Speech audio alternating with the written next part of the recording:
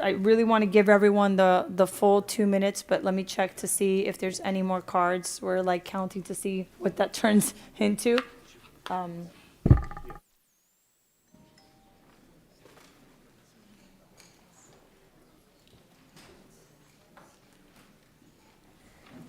All right, I'm just figuring out the time. We'll get to the prayer and the pledge, yes.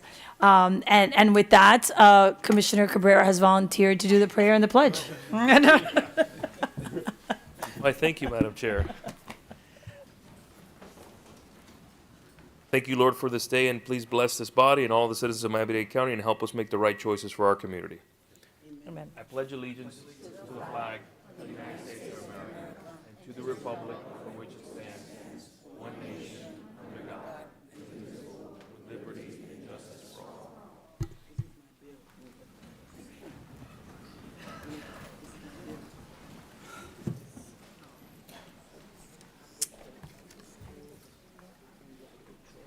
Okay, Mr. Attorney, what do you got for us? Madam Chair, now would be the time to extend the reasonable opportunity for the public to be heard. Okay. I will say. There's only one more. Oh, one more. Okay, we just got one more card. That's not too bad. I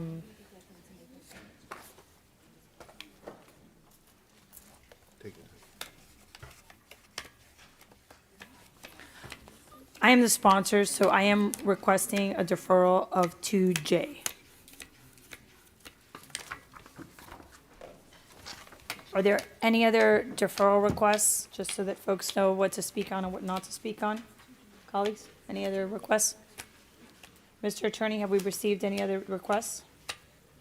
There have been no other deferral requests. Madam Chair, would you like to defer 2J and 2J substitute? Yes. And in addition, the administration has proposed a supplement to agenda item 7A. Yes, which we received, and I'm happy to accept unless someone has a problem with it. Okay. With that, we will open the reasonable opportunity for the public to be heard.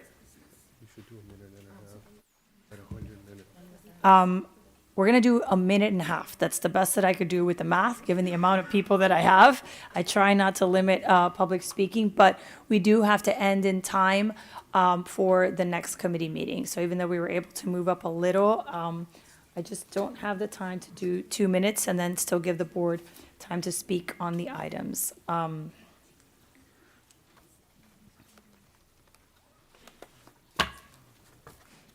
Okay. So with that, we will open the reasonable opportunity for the public to be heard. We have all the cards. Does anybody else have any cards? Want to hear it later? All right. Okay. Perfect. All right. We have Commissioner Yvette Colombonin, right, from City of Miramar.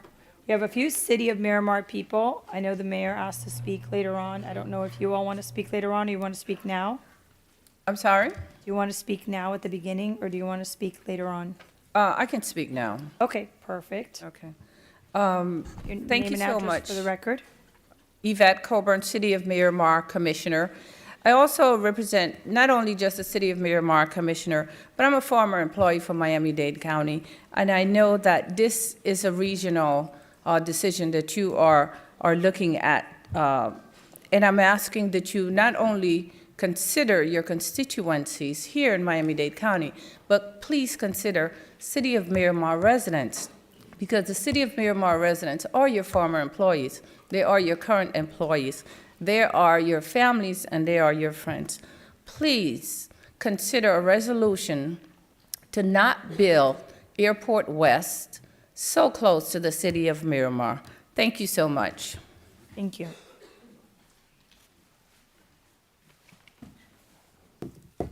Just generally for the speakers, Do 5 or 6 at yeah, I'm gonna call up 6 or 7 at a time, and then you can line up. So we're done with that. We also have from the City of Miramar, we have Maxwell Chambers, Kelvin Baker, Vice Mayor Joy Smith, Devon Campbell II, and then we have from Palmetto Bay, Karen Cunningham.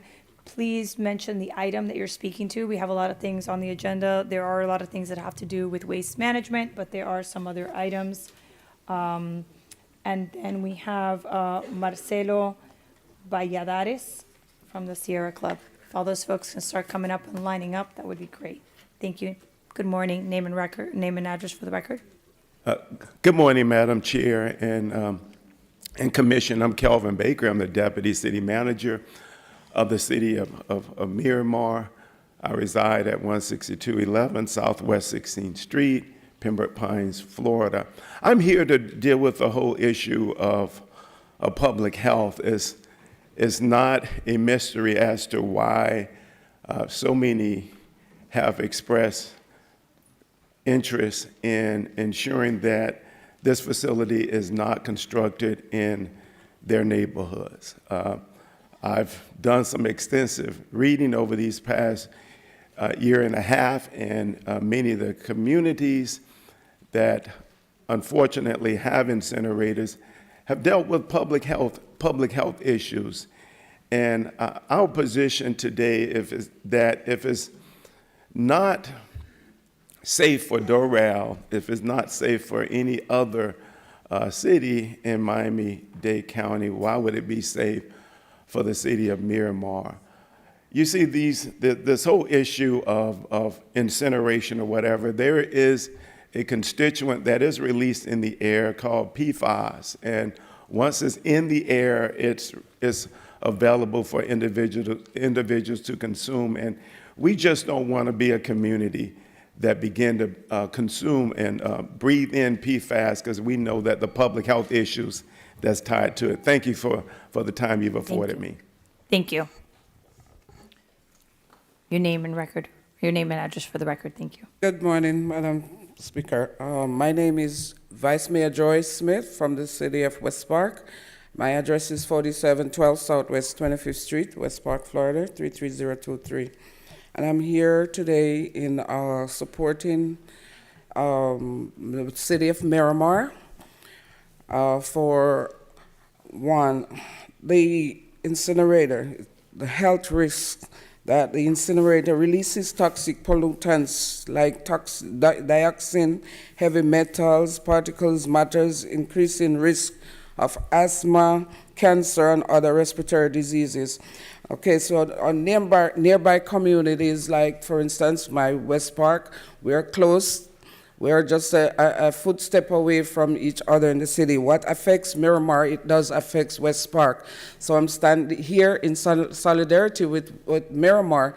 We do not want this in the backyard of our surrounding city. I am asking you, please to reconsider. Would you like this to happen in your backyard? No.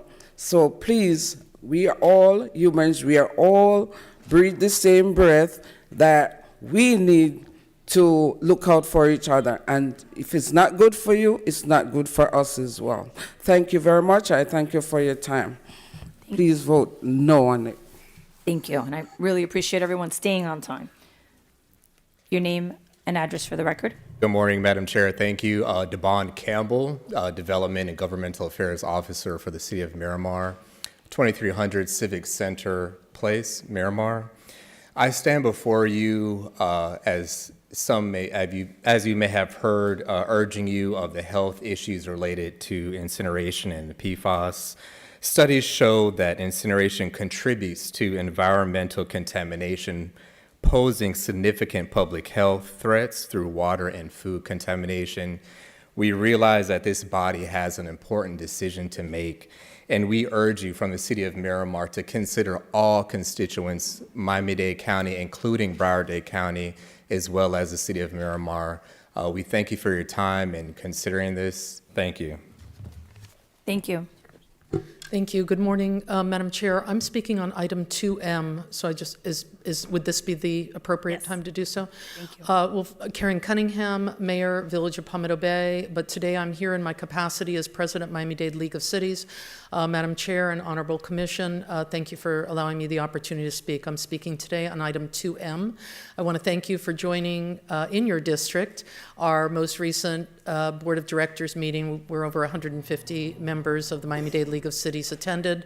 At your request, we took a vote and on this particular item, which is the easement item, and Miami-Dade League of Cities supports unanimously item 2M. I'm here if you have any questions at some point. Thank you. Thank you, Madam Mayor. Thank you. Good morning. Good morning. Marcelo Valladares, 16171 Southwest 73rd Street. I am an organizing representative with the Sierra Club. We've been organizing against incineration and proposing and supporting zero waste as a solution to our waste management issues. Incineration as a whole disincentivizes decreasing the amount of waste that we generate through things like a put or pay clause, which makes it so that if we don't feed enough waste to our incinerators, we have to pay the contractors whatever that amount is missing. And alongside that, incinerators have historically been placed in Black, brown, or Hispanic communities in Miami-Dade, and sadly it looks like that's the only proposed locations as well. We don't want it anywhere, but these communities are often the ones that face the brunt of the negative effects on their health, with places like Old Smoky, even the last Doral incinerator, which did burn down and led to about 3 weeks of release of toxic chemicals into that neighborhood. We propose that incineration is not anywhere, not now, not ever. Thank you. Thank you. Our next batch of speakers are Maria Claudia Schosberg Fonts, Allison Delamis, Ed Miranda, Jerry Estrada, Caterina Bernabel, Noel Cleland, and Ken Russell. Come on down. Yes. Hello, good morning. My name is Maria Claudia. I'm with Catalyst Miami, and I live in 10063 Costa del Sol Boulevard, Doral, Florida. On behalf of Catalyst, we currently are supporting 2F, 2H, 2I, item N, and 2E. We want to express that for 2E, we want to recommend tire shredding versus the tire burning because of the toxins that releases. As we've expressed in the past, we do not see incineration as a viable solution for the county. We would like to request that item 2P include a life cycle assessment comparing the incinerator with enhanced diversion and reduced landfilling initiatives. We believe that this is important because we want to have a full analysis before we make these decisions, and we want to make sure that these decisions are fully informed decisions that will impact our county's future for the better. We recognize the work that the commissioners have done since the last meeting, and we really want to encourage this type of leadership. It's really encouraging to see so many items centering our waste management system and really seeking to improve our system in important ways. We want to support the studying of the capacity of the landfills, but also want to warn against expansion of the landfills. And just assessing the existing landfills. We hope to continue seeing this leadership and hope to see more collaboration with local advocates and organizations to find solutions to this waste crisis. Thank you. Thank you. Good morning. Good morning. My name is Jerry Estrada. My address is 2265 Southwest 119th Avenue in Miramar. I am here again representing and speaking for the Everglades, its ecosystem, its fishes, its wildlife in general.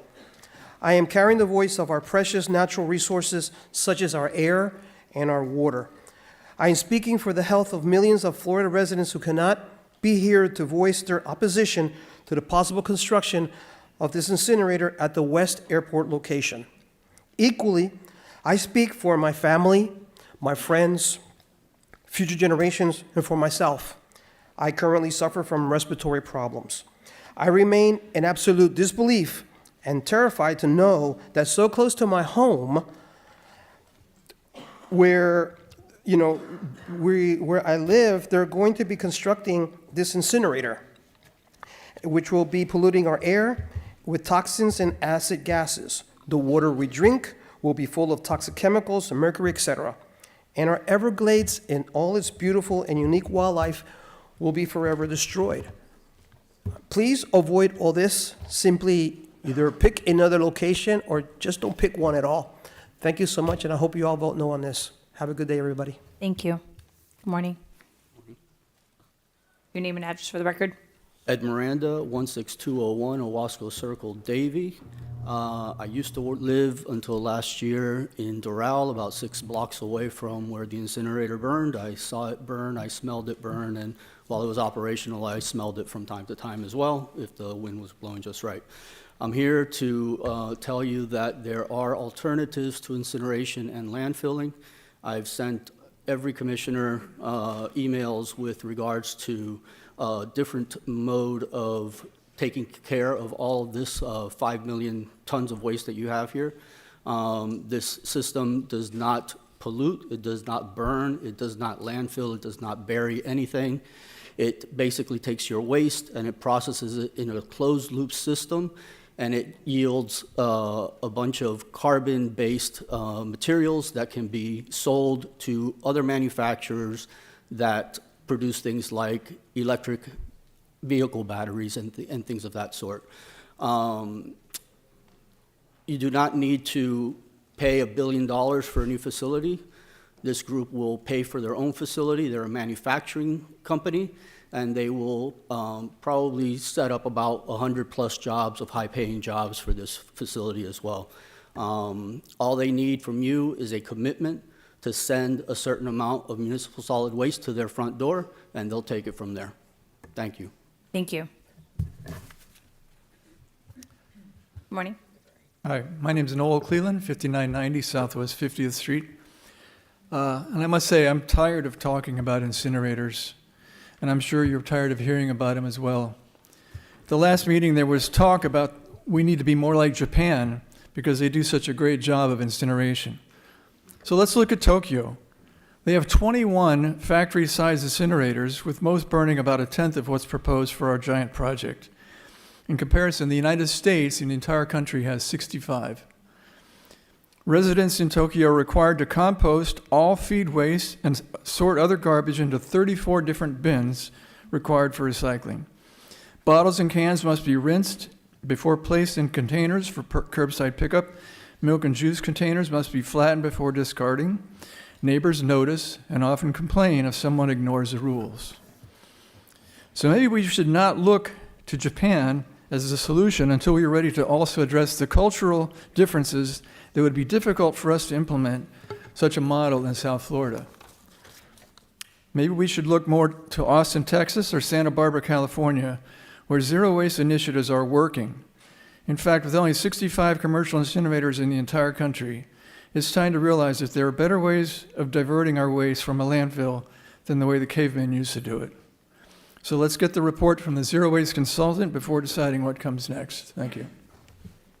Good morning. Good morning. I am Katarina Burnaby, officially, and I live at 1713 Southwest 103 Place, Miami, Florida, 33165. I want to speak to all of you from the heart. First, I want to thank you for what you all do, Mrs. Mayor and commissioners. It is not an easy job. I am concerned, as our focus should be on what we can do for planet Earth.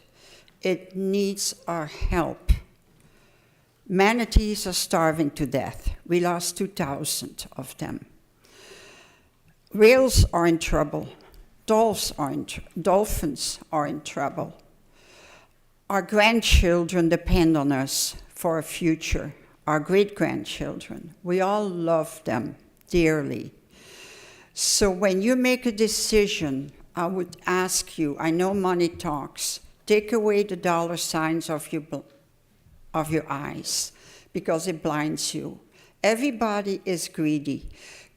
Pull out the greed, throw it away, and think, what can I do for Mother Earth? What can I do? And incineration is bad. I am for zero waste. We, your constituents, can do it. We can recycle properly. Put a sticker on the bin and tell us what goes in there. We can compost like other states are doing, other countries. Thank you. Thank you. Good morning, Ken.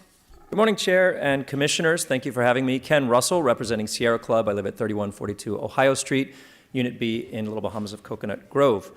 I really thank you for having this forum for us today. Sierra Club would definitely like to thank the mayor for broadening her position and evolving her recommendation. And we hope that you all are doing the hard work to back that up. And I know that you are, Chair, with your specific slew of zero waste concepts that I hope that the rest of the board embraces. But we notice that there are still a few holdouts that believe that incineration is the better environmental position. And two questions were raised in the last couple meetings that I'd like to address. One question was, what possible environmental group supports landfilling? And I'm here to say not only Sierra Club, but over 40 environmental and civic groups wrote a letter to you and the mayor a couple months ago asking you to broaden your alternatives and look beyond incineration. The mayor took that initiative and held a meeting with all of us. Because the other question that was asked is what new information came to you to change your position? And she said she listened to the environmental groups. And we hope that you do too. Now, a lot of people think that landfilling is bad, but that is only if you look at the old school version of traditional landfilling that smell and create methane. I went to Austin, Texas 2 weeks ago to study how they do it. And what they do is they work together with the 5 surrounding counties that have 4,000 tons a day, and they do it without incineration because they can divert. They're not perfect. They're only halfway to their 90% goal, but they're getting there, and we can do it too. Please listen to your zero waste consultant on their recommendations before any incinerator choice. Thank you. Thank you. Good morning. Good morning. Allison Adams, 7211 Fairway Boulevard, Miramar, Florida, 33023. Good morning, and thank you for having me here and giving me the opportunity to speak. The last time I spoke at this podium, I imparted to you guys that it's a moral imperative. But not only is it a moral imperative, there is the environmental, the practical, the economic, and we all know about economics because this is all about what it costs us. But on an individual, and whether you live in the direct proximity of a would-be incinerator, it will affect all of us because the wind doesn't stay one place. We need to stop jumping the gun. Let the professionals that know how to go about this finish their studies, give you a thorough response to what is needed before we jump the gun to put something in my backyard that can affect the health of myself, your own residents, and the generations to come. Mayor Kava has come up with a temporary solution, and like I said, it's temporary, but it is somewhat of a solution while you come to a comprehensive response to obtaining zero waste. Thank you for your time, and have a good day. Thank you. Former Mayor Philip Stoddard. Sean Gale. Brianna Velez. Michael Goldstein. Steve Cody. Gabriela Martinez. Al Salvi. Judy, I want to say Javier. Some of you should have been doctors. David Navarre. We're going to have conversations about penmanships later. Nicholas Vermont. Natalie Richmond and Fabio Navarro. I will say as a former school board member that unfortunately penmanship is no longer on the curriculum. Mr. Mayor. Good morning. Philip Stoddard, South Miami. Number of thanks. First of all, to Chair Regalado for a whole suite of really thoughtful resolutions, and I hope the rest of the commission will support those. Second is to Oliver Gilbert for recommending education. That's how you break through is with the kids. You get the kids on board, the rest goes, the family goes with it. And the last one I want to focus my attention on is 2P by Anthony Rodriguez, requesting information and technical advice on a new waste-to-energy facility. It's the beginning. What's needed is to do an economic and environmental life cycle analysis on the three options. One is the waste-to-energy, which necessarily is going to produce toxic ash that goes into a landfill. Everything requires a landfill. And it's 10 years of landfilling unabated. The second one is landfilling forever, and we know the issues with that. And the third one is, as Ken Russell said, is to do advanced waste reclamation, which is being pursued in all the places with the really high numbers of engineers per square mile. The Boston area, San Francisco area, Austin. Why aren't we looking at this one? I was on a joint phone call with the county and the folks in Santa Barbara where they're up to 79% reclamation by mass, and they're shooting for 85%. It does work. It is being pursued by all the smartest communities in the country. Thank you. Thank you. Good morning, Madam Chair and members of the dais. Sean Gale, 2300 Civic Center Place, Miramar, Florida, 33025. The last time we sat in this room having a debate about waste-to-energy solutions, one statement resonated. It's not geography, it's geology. Item 2B on the agenda lists several geographical locations where an incinerator is not desired, namely City of Doral, Town of Medley, and Northwest 58th Street. We propose an amendment to add Airport West to this list so that the item simply translates to no incinerator anywhere. This would ease the minds of the residents who plead with us continually to preserve the quality of life for them and their families, some of whom suffer severe respiratory illnesses. They would appreciate if we zero in and pay attention to the geology of it all to make the best decision for the near and distant future. Thank you. Thank you. Good morning. Brianna Velez, 8004 Northwest 154th Street, Miami Lakes. Thank you for allowing me to speak today. I am here on behalf of Representative Robin Bartleman. I am her district aide. Representative Bartleman regrets that she could not be here today as she is required to attend committee meetings in Tallahassee this week. She wanted me to read the following statement. She wanted to thank Mayor LaCava for modifying her recommendation. As we know, the Apalaca West Airport site is adjacent to the C9 Basin, part of the Broward Water Preserve Area project that falls within the footprint of the Biscayne Bay and Eastern Everglades Restoration Project. This location jeopardizes the primary objectives of these fully funded projects. The Everglades is Florida's most precious resource and home to over 180 endangered and vulnerable animals and plant species. She urges the Commission to look to alternatives to incineration, and she thanks you for your environmental stewardship. Thank you. Thank you. Good morning. My name is Steve Cody. I reside at 15835 Southwest 91st Court in Palmetto Bay, Florida. I sit on the Palmetto Bay Council. I'm also a board member of the Miami-Dade County League of Cities. I'm not here on behalf of either of those. I'm here as a private citizen and professional troublemaker. I urge you to adopt item 2M because I firmly believe that public lands belong in public hands. In too many cases, we have seen where the easements underneath the FP&L power lines have been deeded over bit by bit, piece by piece, to adjoining property owners. And they're slowly filled in. And soon gates are put up and gates are locked. And in the event of the next hurricane or natural disaster, FP&L is not going to be able to get into those spaces. And the fences built underneath power lines are going to be conductors of a vast amount of electricity out to places like backyards where it shouldn't be.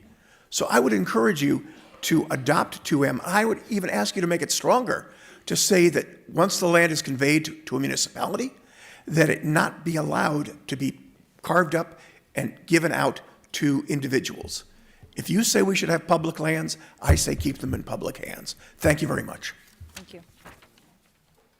Good morning, Natalie Richmond, 5048 Southwest, 141st Avenue, Miramar, Florida, 33027. I have been a resident of the city of Miramar for almost 30 years. I grew up there, I work in the city of Miramar, and I raised my family in the city of Miramar, and I hope that they will also raise their family in the city of Miramar. So it is important that I stand before you today, that I ask that this incinerator not be built near our borders, near the borders of the city of Miramar. It can affect our quality of life. It can affect the air that we all breathe. I know that sometimes there are tough decisions that has to be made, but in making those tough decisions, I ask that there is some consideration for others. I ask that you make those decisions with the utmost humane thoughts and ultimately that you do the right thing. Thank you. Good morning. Good morning, Madam Chair. My name is Al Salvi. I'm a resident of Pembroke Pines, 1318 Southwest, 172nd Terrace.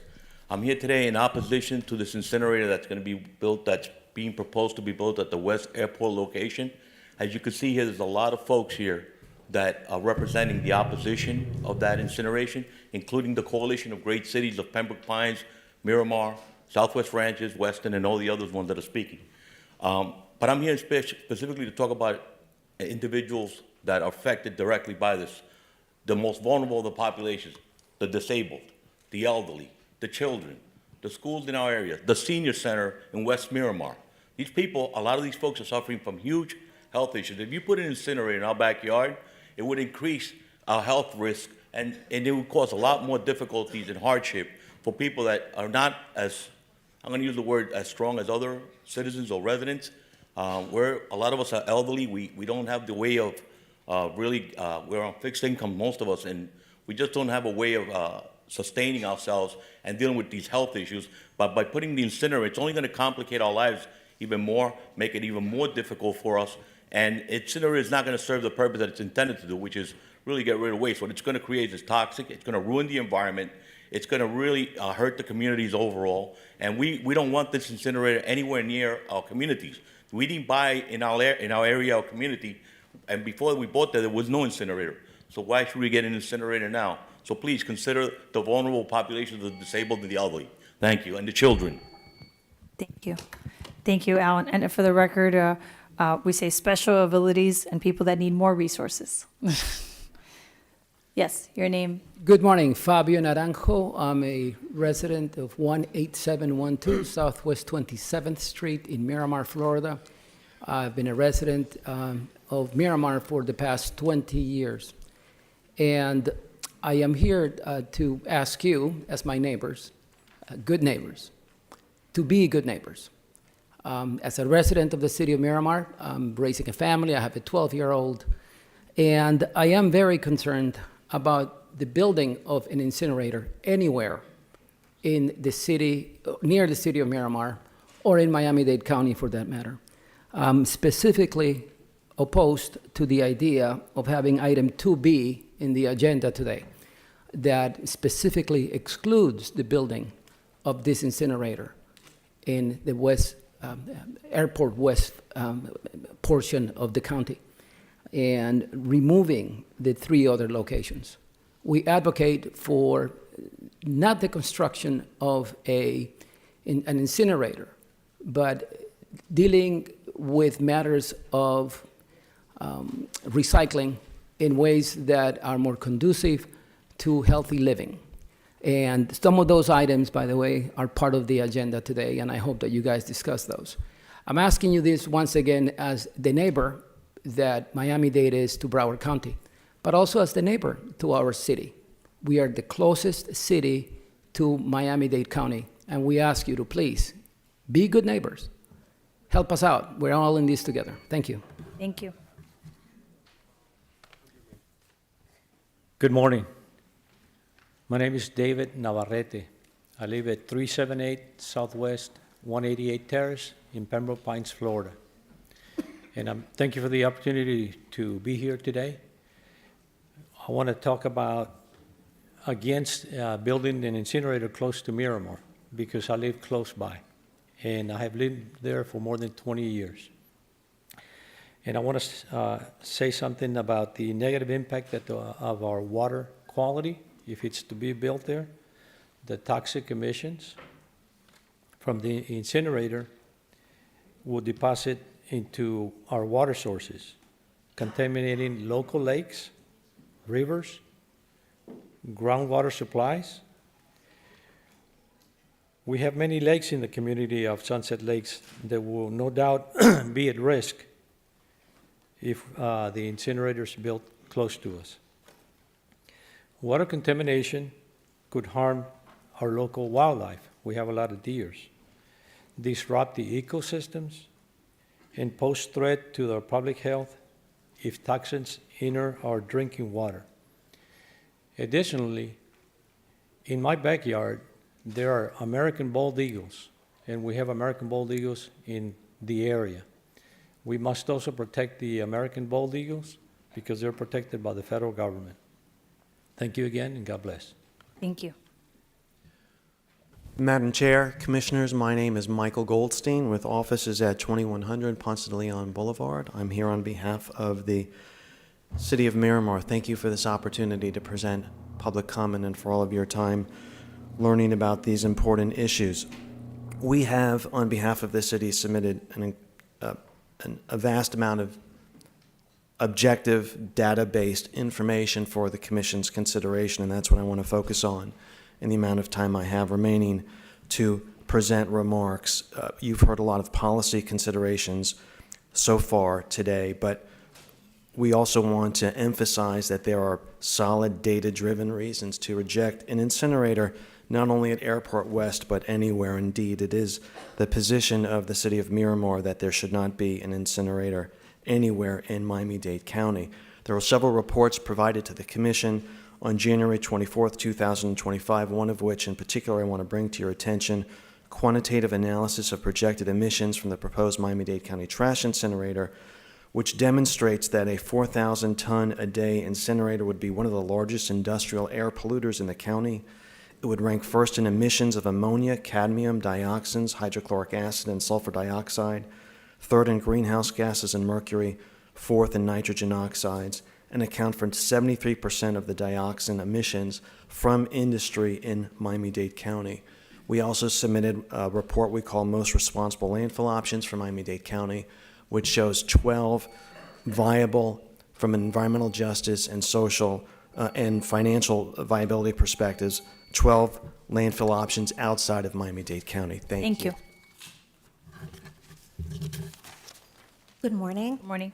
I'm Judy Jower, 3120 Southwest 187th Terrace, Miramar, Florida. I'm in Sunset Lakes. I applaud Mayor Levine Cava's difficult and courageous recommendation to not build a waste-to-energy incinerator. An incinerator would severely threaten the health of nearby residents, our air, the water that services both Broward and Miami-Dade counties, the aquifer, endangered species, and the cost in time and money could be prohibitive due to the endless lawsuits. It would be a monster that would constantly demand to be fed with waste. Now, if the waste-to-energy incinerator is off the table, if the recommendation is adopted, there are opportunities. The opportunity to collaborate with Broward County to have a joint solution. The opportunity to try new technologies that might even pay you for your waste. The opportunity to implement educational programs to reduce solid waste and influence the manufacturing and purchase of reusable products. Thank you. Thank you. Good morning. Good morning. Gabriel Martinez, 4688 Southwest 183rd Avenue.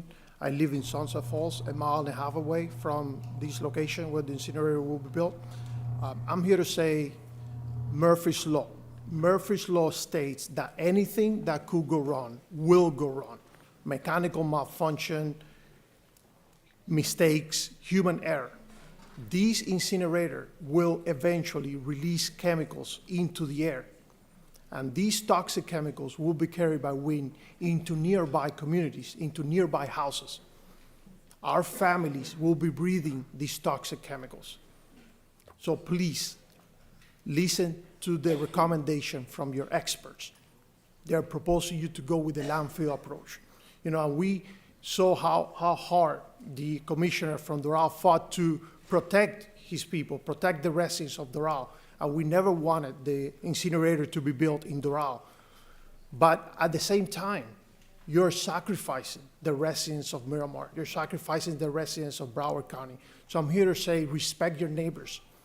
How will you feel if an incinerator is built a mile away from your home? So please listen to your experts, listen to their recommendations, protect the residents, save your taxpayers millions of dollars, and help the environment. Thank you so much. Thank you. Good morning. Good morning. My name is Nicholas Vermont.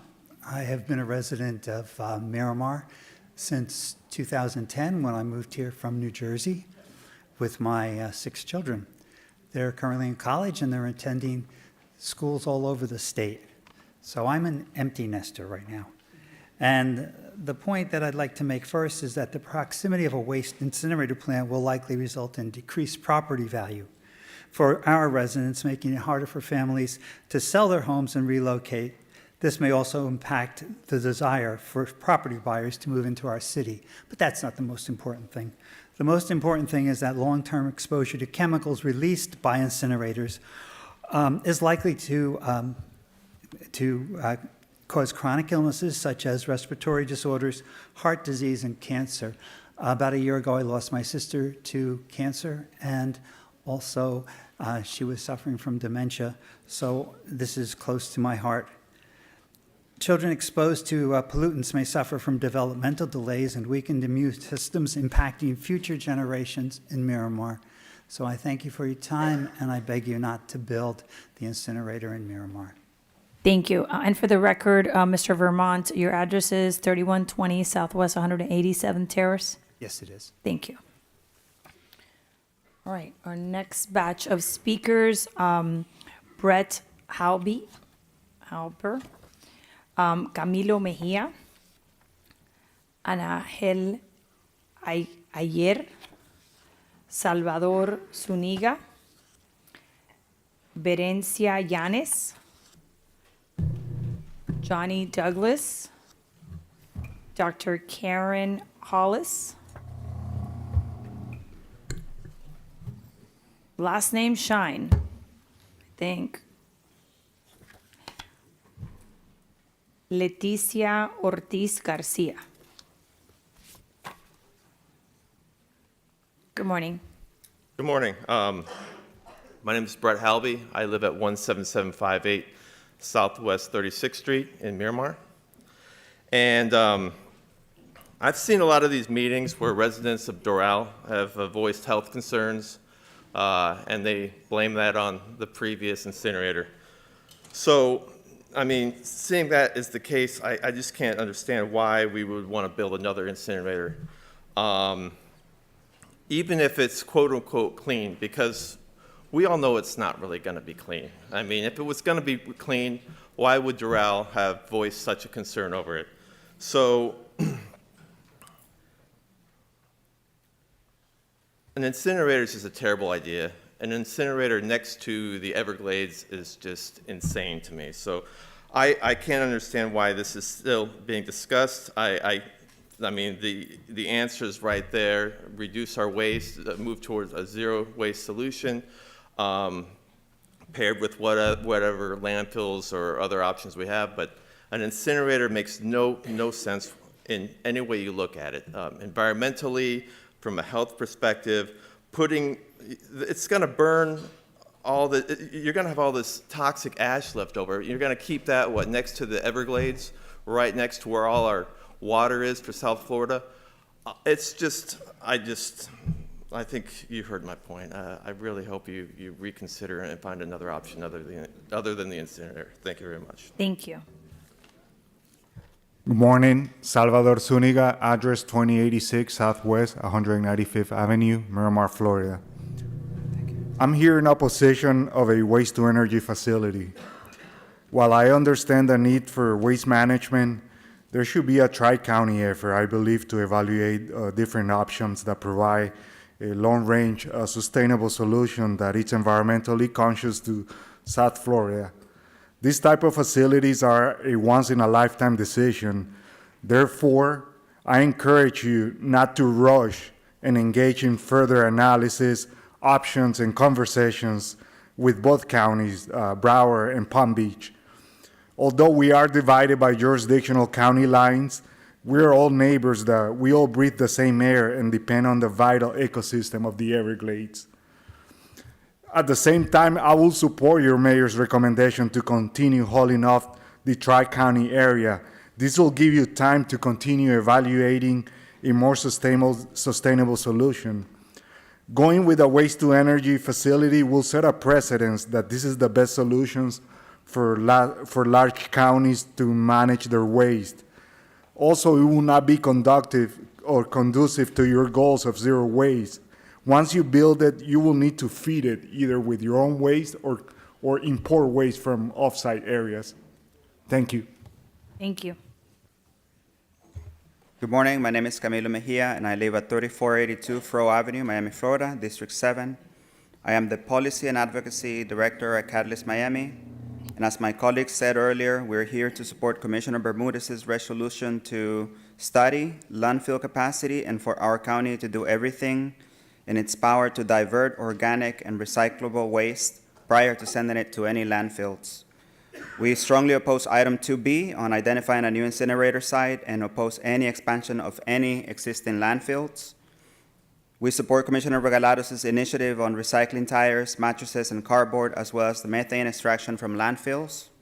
These measures will help reduce landfill contributions and greenhouse gas emissions. Lastly, we urge support for agenda item 2N to expand recycling education in schools. Miami-Dade produces twice the garbage per capita compared to other counties, and educating the next generation is essential for breaking this cycle. Thank you. Thank you. Good morning. Good morning. Karen Hollis, 16171 Southwest 36th Street, Miramar, Florida. I'm a native Floridian and a proud product of Dade County and a 25-year resident of the city of Miramar. Many significant things that have happened to me throughout my life are a direct result of the decisions made in this room. It was county leaders that established opportunities for inner-city kids like me who went to Manor Park for summer jobs to be able to give in office jobs, and I was elected and I was placed to work with transit in this building. When county leaders fought for natives to be given a chance to purchase property amid the Overtown progression, I purchased my first property at Pontieta Village on 8th Street. When county leaders mandated that firms coming to Florida to build the Tri-Rail system must hire and train natives, I was hired and worked to help small businesses get certified on their Surtax project. County leaders have made so many wonderful decisions to help shape my life, and now I come to ask that you make a decision to save my life. Please do not place an incinerator near our home. In addition to having suffered a heart attack, my son and I suffer from severe allergies, and a contaminated air will be detrimental to our health. County leaders have done so much to help save my life, and I am now begging you to please consider alternative measures to now help save my life. Thank you so much. Thank you. Good morning. Good morning. My name is Annika, and I'm a resident of Miramar at 4817 Southwest 183rd Avenue. Last name? Annika Iyer. And I'm so honored to be able to speak to you here today to represent all of the youth of Miramar. I'm the chair of the Broward Sierra Group Junior Team, which is a group of high school students that are working to preserve the environment. But besides that, I'm here today just as a regular 16-year-old girl, one who is concerned about her friends, home, and future. If the commission makes this decision to approve the incinerator, there will be irreparable consequences for years to come. The very future that my generation is supposed to build will be threatened by a decision that we had no say in. So I ask you, how can we as young people believe in our leaders if they turn their backs on the people they're meant to protect? That's why I implore you to consider your own daughters and sons and consider how this decision will affect their lives. Please do not put our future at risk. Reject the incinerator and choose us instead. Thank you. Thank you. Good morning. Madam Chairman, Committee, my name is Johnny Douglas. I live at 19070 Southwest 10th Street, Pembroke Pines, Florida. I work for the beautiful city of Miramar, and building a waste-to-energy facility in any area close to Miramar or far from Miramar has the same negative impact and is absolutely not recommended. The total cost for building the facility is yet to be determined, and to date, no zero waste study has been completed to base any educated decision on. Respectfully, knowing these facts make this entire move absurd, knowing that the negative impact far outweigh the possible impact. So come together and make the right decision to do away with the thought of rebuilding this facility anywhere. Thank you. Thank you. Good morning. My name is Bernice Yanez. I live at 500 Northeast 29th Street, Miami, Florida, 33137.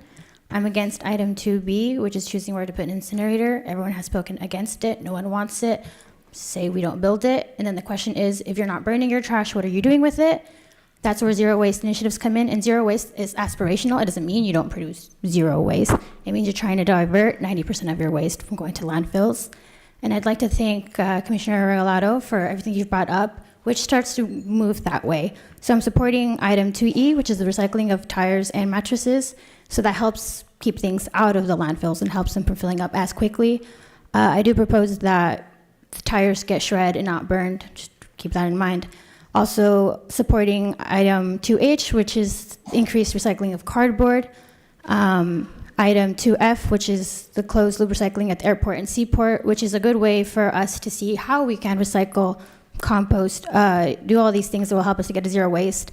And especially for people flying into Miami-Dade and people going on cruises. This is a growing county, but it doesn't always feel like a modern county. So really getting these things done where people come and interact with the county first shows that we are a state that cares about the environment and cares about its people and doesn't just care about money, which is what it sometimes feels like. And then I also want to support item N, which is educating children in schools about these zero waste solutions so that the future can grow with this. Thank you. Thank you. Thank you. Good morning. Good morning. My name's Leticia Ortiz Garcia. I live at 2023 Southwest 173rd Avenue, Miramar, 33029. I too suffer from asthma, and I also have a compromised immune system. I'm here in opposition to the development of any facility that would include an incinerator. I purchased my home 26 years ago without any threat of a facility like this being built less than a mile away from my home. We do not want it for the same reason the Doral residents don't want it. We are the same people. What is not good for one is not good for the other. Please, please consider this when making your decision. Thank you. Thank you. Good morning. Good morning. Good morning, Madam Mayor and Miami Commission, and thank you for having us here, and thank you for your service. My name is Sylvia Shine. I live at 3601 Southwest 185 Avenue in Miramar, Florida. I moved to Miramar in the 60s with my family, so I've been living there longer than most of you have been alive. We moved to West Miramar because of the clean air. My mother had a very rare lung disease, and we thought that the quality of air would be better out there. And by the way, for the record, there are 9 schools within a 2-mile radius of my home, which is less than a mile from the proposed site. I am here in support of Mayor Levine Cava's recommendation to not build a facility with an incinerator. I appreciate her rethinking her original recommendation, revisiting other options that, although will still be challenging, they will provide a better outcome for the people of Miami-Dade and Broward. We also appreciate her concern for the Everglades. As she said, we need to protect and preserve the area by the airport west side. We agree with her wholeheartedly. Thank you very much for your time. Thank you. All right, folks, last batch. Stephen Leiter, Marvin Todd, Amanda Di Perna, Adano Masquera, Adrian Legunas Garcia, Karen Baez Wallace, Sebastian Casiedo, Scott Paloff, something, Ryan McMullen, Kelvin Baker, and Mayor Wayne Messam. Good morning. Good morning, Stephen Leidner, 1131 02nd Street. Commissioners, please give me your full attention. I would like to comment on the life cycle analysis that you all received on January 24th, piggybacking on Mr. Goldstein's recommendation that that be looked at and that be understood. Again, comparing landfilling to incinerators. Incinerators produce massive amounts of carbon emissions.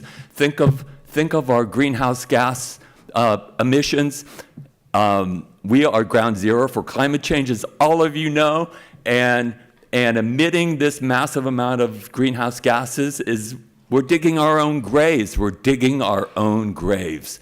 So look at that life cycle analysis. Do your own life cycle analysis, $80,000.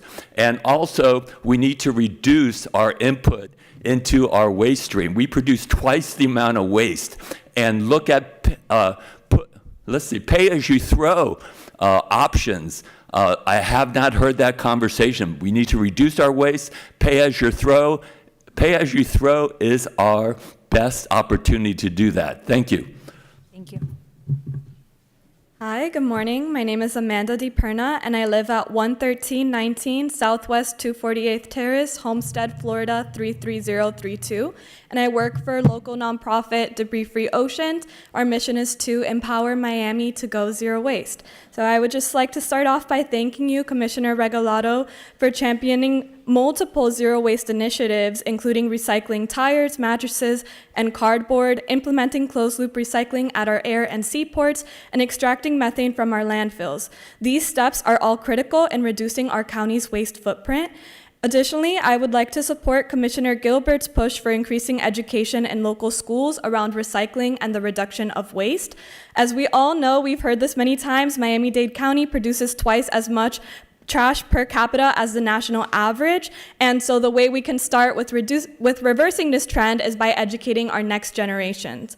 Finally, as we move towards a zero-waste future, which I know we're a long way to go, I urge the Commission to think beyond recycling and composting. Waste prevention is our strongest tool. I encourage you to explore policies that require large venues like stadiums to implement reusable systems, eliminating single-use waste at the source. A recent Oceana poll found that 85% of U.S. voters are in support of this. I want to thank you so much for your leadership on all these critical waste issues. Thank you. Hi, Madam Chair. My name is Sebastian Caicedo. I work as a regional director with Florida Rising in Miami-Dade County, and I'm here speaking on behalf of our members. I want to start with acknowledging that this week was 2 years ago when the fire happened at the incinerator at City of Doral. And I think we're 2 years later still talking about it.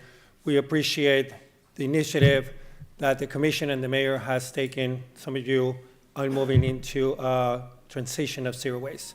And I think our organization since 2020 and other environmental organizations have mobilized residents to attend public hearings, host community zero waste workshops, and advocated for real solutions. After that fire in 2023, our organization partnered up with Air Justice to expose the dangers of air pollution levels, challenging the reports that stated there was no danger to human health. Right now, we're in a moment where incineration, our position remains the same way. No community deserves to have an incinerator. We're talking about Old Smoky. It's coming back to a conversation so many years later. The incinerator in Doral lasted 40 years and expose 40 years of toxins and pollutants to that community. No other community in our county, in other counties, or in our state deserve that. So we're in support of a transition to zero waste. This is the momentum. We're finally talking about zero waste. Before, zero waste was not a okay thing to say. Now it is okay. You have an entire community. You have an entire number of organizations willing to back this up. So we're here ready for that. Thank you. Did you give your address? I think it's 10800 Biscayne Boulevard? Correct. Thank you. Yes, good morning. Good morning. My name is Karen Bies Wallace. I live at 7380 Southwest 141st Terrace. I'm here to verbalize my support of item 2M and thank you, Commissioner Regalado, for your sponsorship, which I feel strongly enough about to take a day off from work and come to address the committee. Municipalities should have the first offer to purchase the county properties that meet the requirements specified within the item.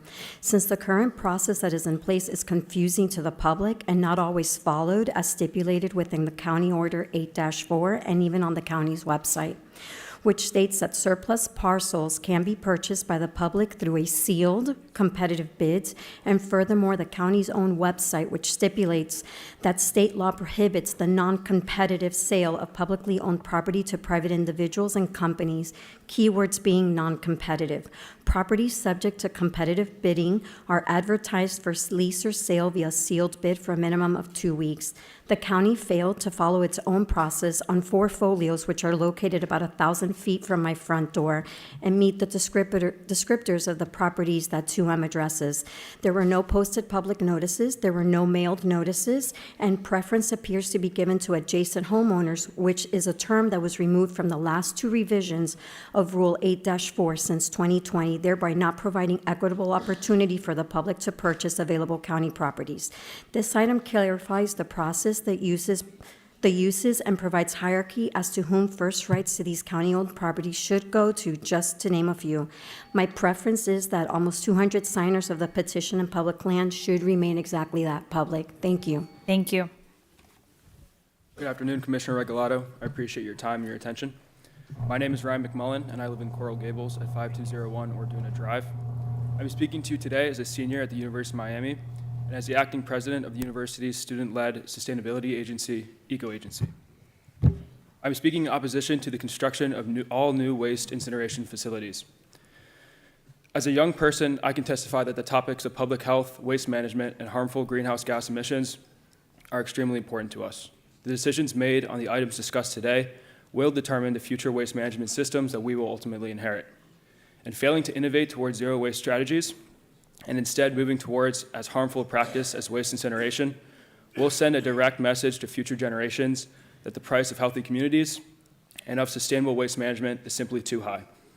I urge you all to look at other zero waste alternatives, such as those that exist in other U.S. cities and those presented by organizations like Sierra Club, and act boldly to protect the health of the communities and ecosystems that my generation will inherit. Thank you for your time. Thank you. Good morning. Hi, good morning. My name is Scott Polowitz with Friends of Biscayne Bay and the Hold the Line Coalition. I live at 21190 Mainsail Circle, Aventura 33180. I'd like to start by thanking the mayor for reversing her incineration recommendation and Commissioner Regalado for pursuing several zero waste options today. We urge this committee to support zero waste solutions like item 2E through 2H and beyond.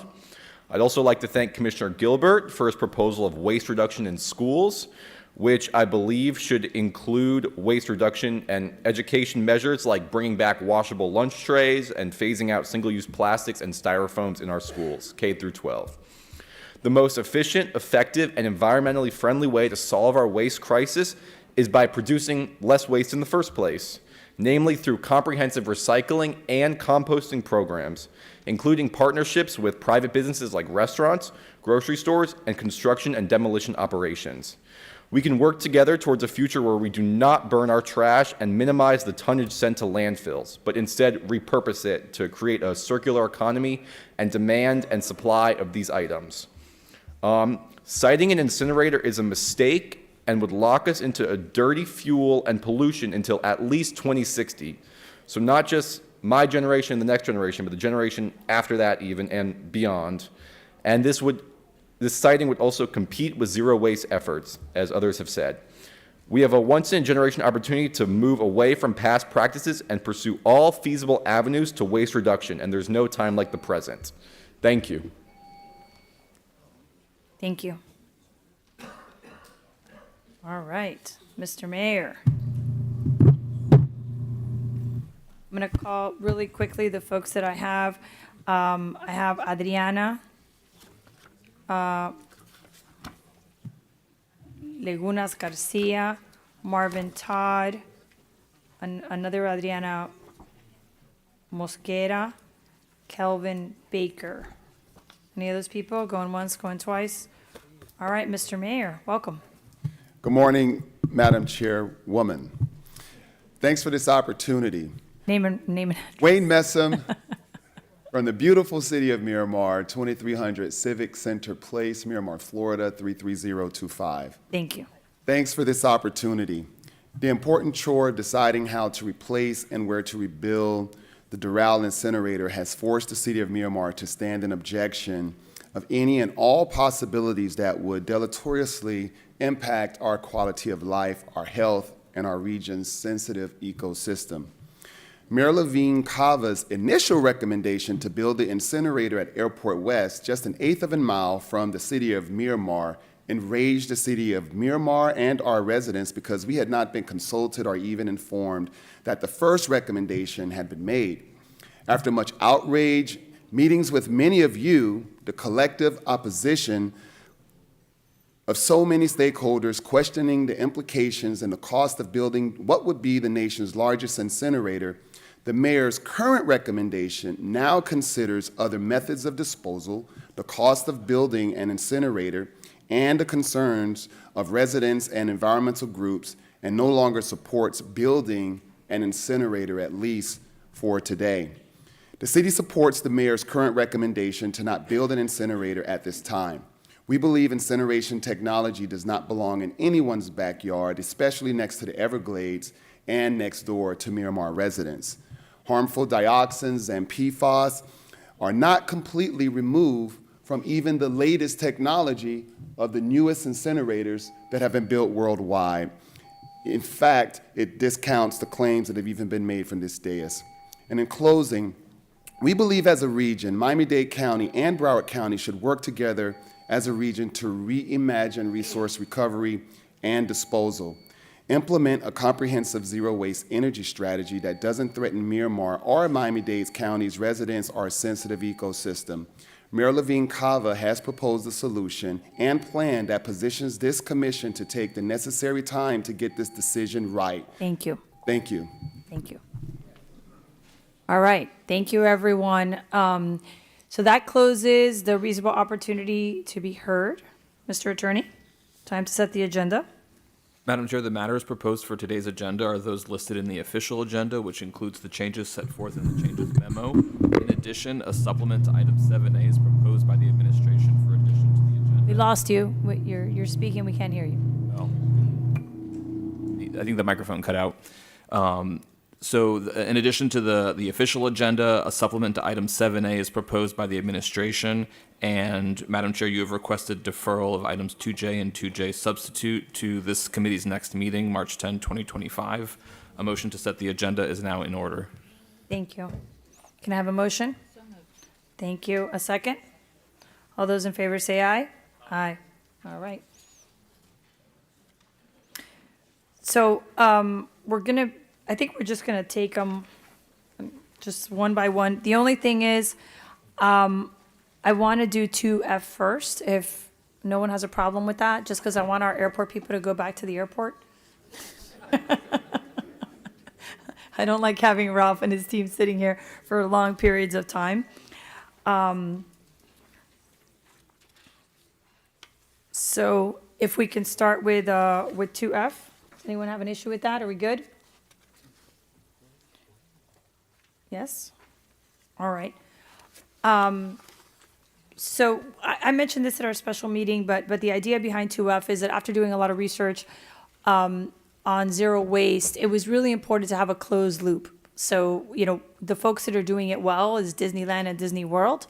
And I think where we can prove this concept is at the airport and at the seaport. We've been talking about it for some time and moving towards that. So I know that Ralph and his team are here. My understanding is that you all don't have an objection to trying this. They're all good with it. So do my colleagues have any questions? Yes, of course. Yeah. Commissioner Steinberg? Okay, no, just walk me through it, right? What are you seeing here? And then also, I had a question about, when you go to TSA and you have your bottles of water and they always make you throw out the bottle of water. We don't even have recycling bins by that, by the way. Yes. But separately, maybe we can encourage people to, and I don't know, the director is here, to bring their own reusable bottle. Like maybe even if it's your plastic bottle and there's a sink where you can empty it and then you go through TSA and then you can refill it if you want to, or there should be recycling bins there. I mean, so I want to understand exactly like what this encompasses. So that's part of it. Something that, okay. Yeah, so that's part of it. So other places have done that. So they have recycling containers where you have to discard of it. My understanding is, and I guess Ralph could tell us better, I don't think TSA will let you take a plastic bottle through, but they will. If it's empty, it depends. It depends. I've heard conflicting. I guess it depends on the person that's there at the moment. But a reusable bottle, yes. If it's empty, they will let you take it through. I did some research on what airports are doing, and because of that discard point, that's your only big, issue. And then once you go through the gate, it really is, everything is contained and it's a lot easier to educate folks when they're there. But Ralph, if you can respond to that. Sure, Commissioner. So first of all, we have numerous water refilling stations throughout the terminal. So people, when they come through with an empty bottle or an empty refillable bottle, they have the opportunity to refill that, and we encourage them to do so. So they are encouraged to do that. As far as whether or not you can take an empty plastic bottle, like you said, it depends. I myself have been turned down and allowed to, so I guess it depends on how that goes. But typically, if the bottle's empty, usually they'll let you through with it.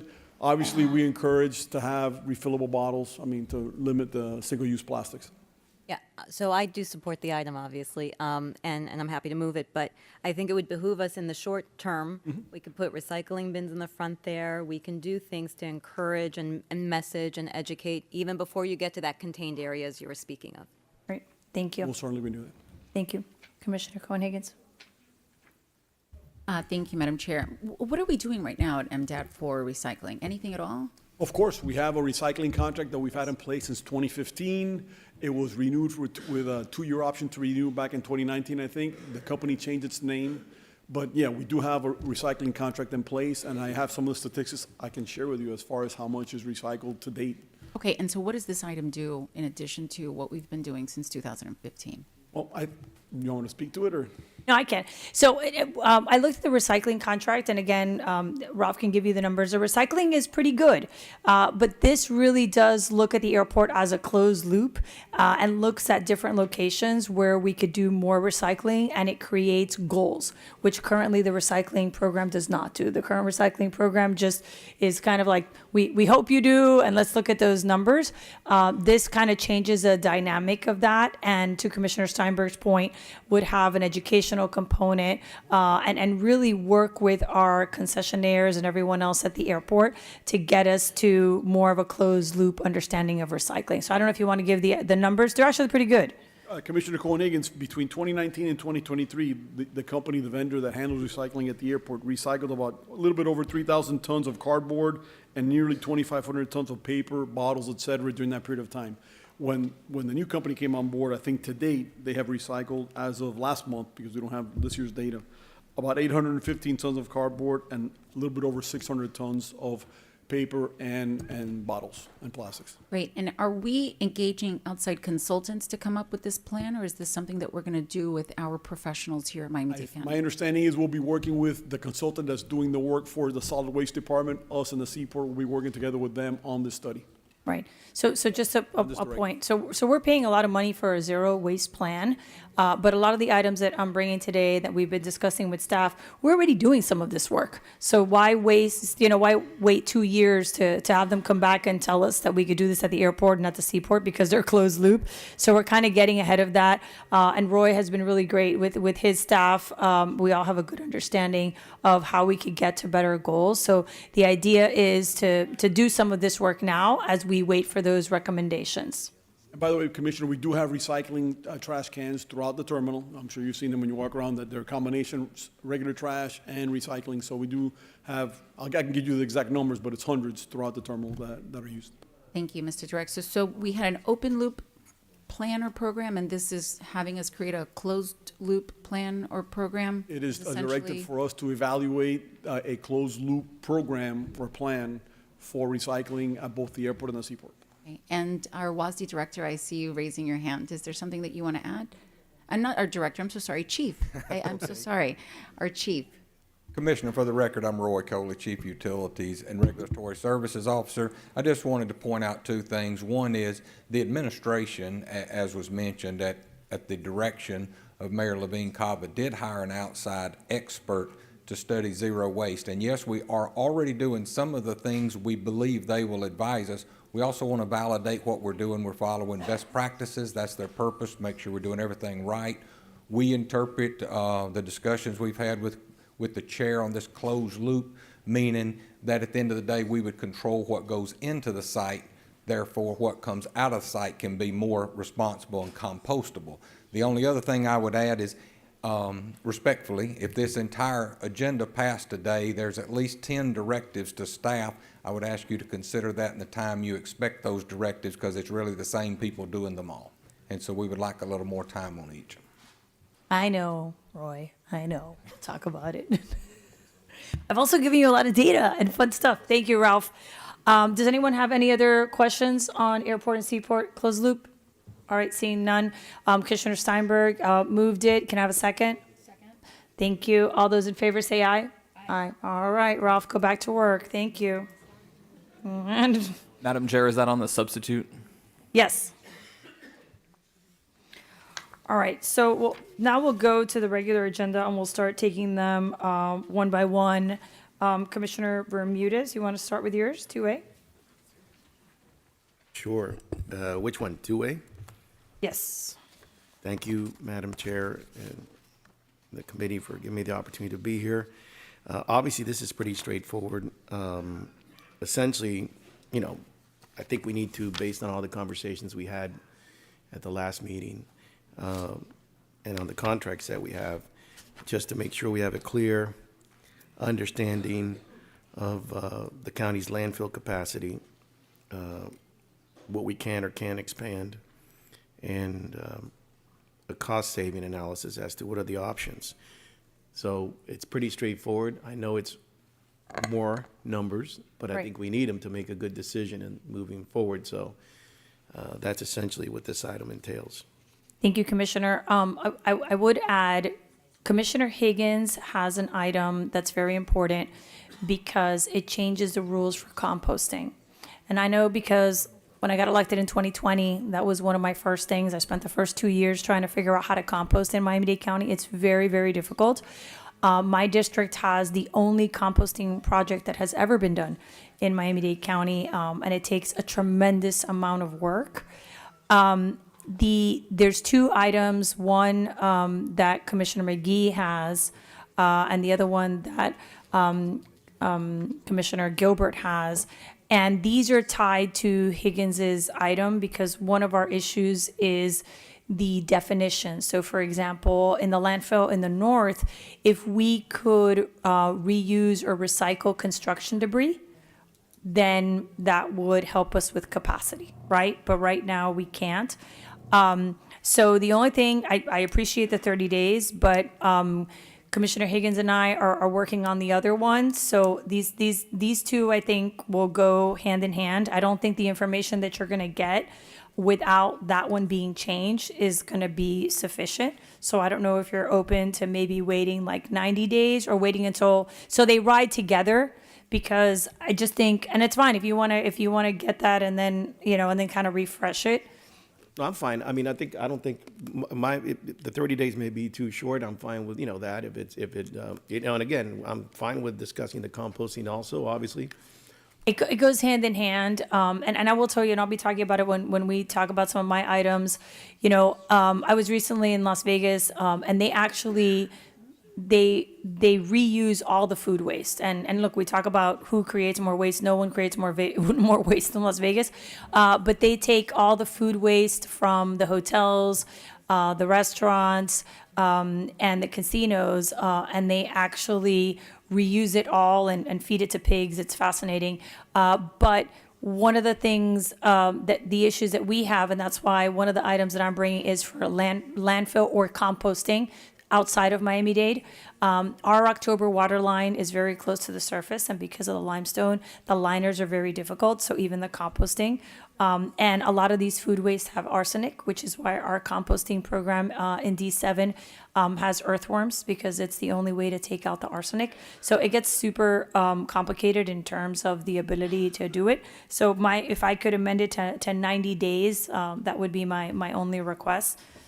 I'm fine with that, and I do look forward to the composting conversation, because obviously that is a really smelly situation. It is, and the compost, and I will tell you, we started that because in Pinecrest they wanted a second trash pickup day, and it really does reduce the smell. It helps with a lot of things. But the other thing is, on this issue of the recycling of the construction debris, this also impacts your district, because that's one of the issues that we have with the truck parking and the fill. So it's all interconnected, and we're hoping to solve a lot of these problems at the same time. They're fine. With 90 days is fine. I just think we really need to have a holistic approach to this whole waste issue. And I'm fine with 90 days. So. Wonderful. Thank you. Does anyone have any other questions or issues on this one? All right, Roy, you're good with 90 days, better than 30? See, I'm betting for you, bro. All right, Commissioner Bermudez, can you move it? Oh, no, he can't. He's not on the, oh, that's right. Yes, thank you. All right, as amended, second, perfect. All right, all those in favor say aye. Aye. Any against? Thank you. All right. 2B. That's me again. Or not to be, says Commissioner Steinberg. That is to incinerate or not to incinerate. Dali. Yeah, Madam Chair, look, we're going to have a whole discussion on this in February, in our next commission meeting. This item was there. There's another item that Commissioner Gilbert has on choosing a site.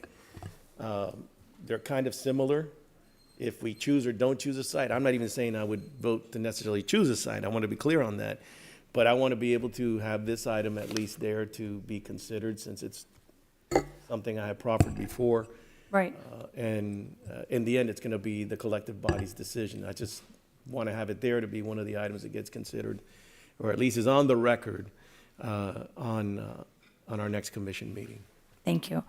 And I understand, and obviously you have to advocate for Doral. The only thing that I would say about this item and moving it forward is, as I mentioned to you on several occasions at our special meeting and at other meetings where this has come up, I still feel that we need to diversify the financing of our solid waste department. And I have an item that speaks to that. But that includes a TIF, and that includes developing the RF site. Or potentially, if we don't develop the RF site could be used as a landfill, which I know that they do not want. So they do not want an incinerator. They do not want a landfill. We know that an incinerator comes with a landfill. But when we talk about the redevelopment of the RF site, that everything that comes from that needs to go into the solid waste department. It is an asset of solid waste, and I just want to be clear on that. This is what we need in order to create a fund to deal with, and we'll be talking about the financing of this stuff, what happens after the 10-year mark. Yeah, I don't have any objection. I said at the last meeting that every facility, not just the one located as the former resource recovery facility, that includes other landfills that we have, and includes other properties that we have, as long as they are treated the same way, I have no problem. One of our colleagues made reference that that land has a lot of value. There was reference to the old Muni Sport site, which is now being developed as Sole Mia, I think it's called. Yes. So, I'm not against, I just want for me. Well, but Opelika West is an airport site. Right. So it cannot be developed. Right, It no, I is part of the airport portfolio. Yeah, but I'm not talking about Opelika West. I'm talking about, you were talking about the former resource recovery facility site, which I have Right. no problem.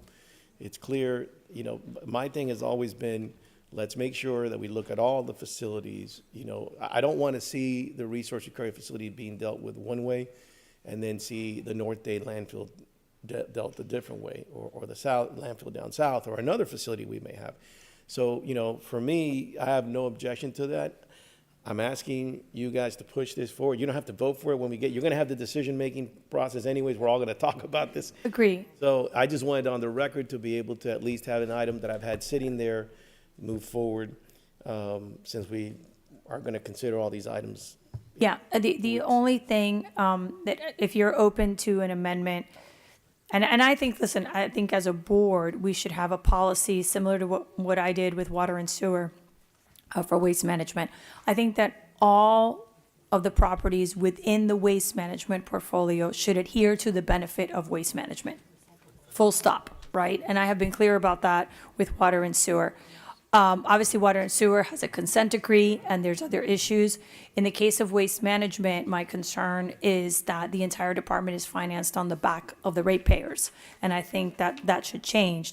So if you would just consider, and again, you don't have to do it now, but before it comes to the full board, amending the item so that it's clear that if the RF is not selected, right, that A, we know that we have to have the TIF, and B, that we also know that there is an expectation to monetize that site to the benefit of waste management. I know you agree with it, but I need to see it. Yeah, I don't see it in the item. In general, I don't have an issue. I mean, I think I don't. The only thing that I'll point out, and this is historically with the county, and we've seen it with some of the other old landfills that have been closed, or even going back to the Muni Sport site, which was an old landfill. They have been monetized, and as long as the county gets a benefit, whether it's waste management or the county, I have no objection to that. So in general, I don't have an issue with it, but I do want to make sure this is there for everybody's due consideration. This is gonna come to an end one way or the other, I suppose. Maybe not completely, but somewhat to an end on February 19th. When the whole body gets to consider it. I just want to make sure that as there is another item that talks about choosing a site, that this also be proffered. All right. Well, if either you amend it or I amend it, you let me know. Yeah. Commissioner Cabrera? I was going to make a suggestion. We could move it forward without a recommendation, just so that he has it in play for the BCC meeting, and that way we're not putting our thumb on the scale in terms of us Agree. deciding something that's definitely of county-wide significance. Agree. Not a problem. Commissioner Cohen-Higgins? Thank you, Madam Chair. I'm supportive of advancing it without a recommendation, but the item specifically says in Section 2, this board authorizes and approves blank as the site for the county's new waste-to-energy facility. So your item, by the way that it's written, forces us, or do you want it to stay blank as it moves to the final board, or are you suggesting that we complete that section today? Great point, Commissioner Cohen-Higgins. The reason why that's there is because Commissioner Gilbert has an item that's already. They're rivaling items. Right, and I didn't want to necessarily, I want to make sure that there's an understanding that there's another item that has that. It does not mean that I'll necessarily even vote for a resource recovery facility, but it's something that due to his item, which has been, I think we've deferred it, but it's obviously going to be heard in a couple of weeks or next week. That's why that blank is there. Okay, and thank you for explaining that. And that was my next question. As written, it assumes that a waste-to-energy facility is going to be the choice of this board when we just had a recommendation for landfilling. And so you've already clarified on the record that you're not necessarily indicating one way or another on where you are on that. And so to the attorneys, I want to make sure, because obviously we have many eyes watching this, and for good reason, our decision here today and in the near future affects many, many lives. The advancement of this item, even without a recommendation, does what essentially? I just want to make clear from a legal perspective that the advancement of this item as written, what effect does it have, if any, legally? It just moves forward the item for the board to consider with any other comparable item. I understand that, but it's going to be written that the item is approved by the committee, but without a recommendation. That specifically is what I would like to understand. What does it mean when something is approved by the committee, but without a recommendation? Well, the actual term, Commissioner, would be forwarded without recommendation. That's what I wanted to clarify. So it's not necessarily being approved by the body today. It's simply being advanced without a recommendation, meaning we're allowing it to move forward, but not opining one way or another on the substance of the item before us, correct? That is correct. Thank you for clarifying that. Yes, and I would just add for the folks that are here and they're listening, Commissioner Gilbert's item already came out of committee because that went to Policy Council. So that doesn't have a committee moment, but it goes to the full board. So these are two rivaling items that will go to the full board. And that's why Commissioner Bermudez needs to have, from a procedural perspective, he needs to have that in there because if not, right, they move in tandem. They move in tandem. So, but we'll continue. So you'll make a motion to move it? Without recommendation. Agree. There's a second. All those in favor for moving it forward without a recommendation of this board, please say aye. Aye. All right, it has to be unanimous, so off it goes. Consider my recommendations, Commissioner Bermudez. All right, 2C. That's me again. All right. Don't worry, after that, it's just me. Yeah. I got one more, but listen, this is pretty straightforward, so I think you should have copies. The South Florida Building and Construction Trades Council made the request to name Mr. Rappaport because of his knowledge to this board. Obviously, it requires that it's the Board of Rules and Appeals, BORA. So for one of the 3-year terms, they made that request. I looked at it. He's very qualified. He's been very active. So you have his resume, and he's got the recommendation. The letter should be in there from the president of the South Florida Building and Construction Trades Council. So I'm just nominating him for that position, and hopefully he can get your support. Thank you. Any questions about Bora? Happy to move it. All right, second. All those in favor say aye. Aye. All right, you have a late filed item, Commissioner Bermudez, but you're gonna have to wait. You're gonna have to wait. Got you. That's okay. I was about to ask you, but now that you made me wait, it's okay. I'm here. So you're gonna have to wait till the end because you filed it late. Our next one is 2D.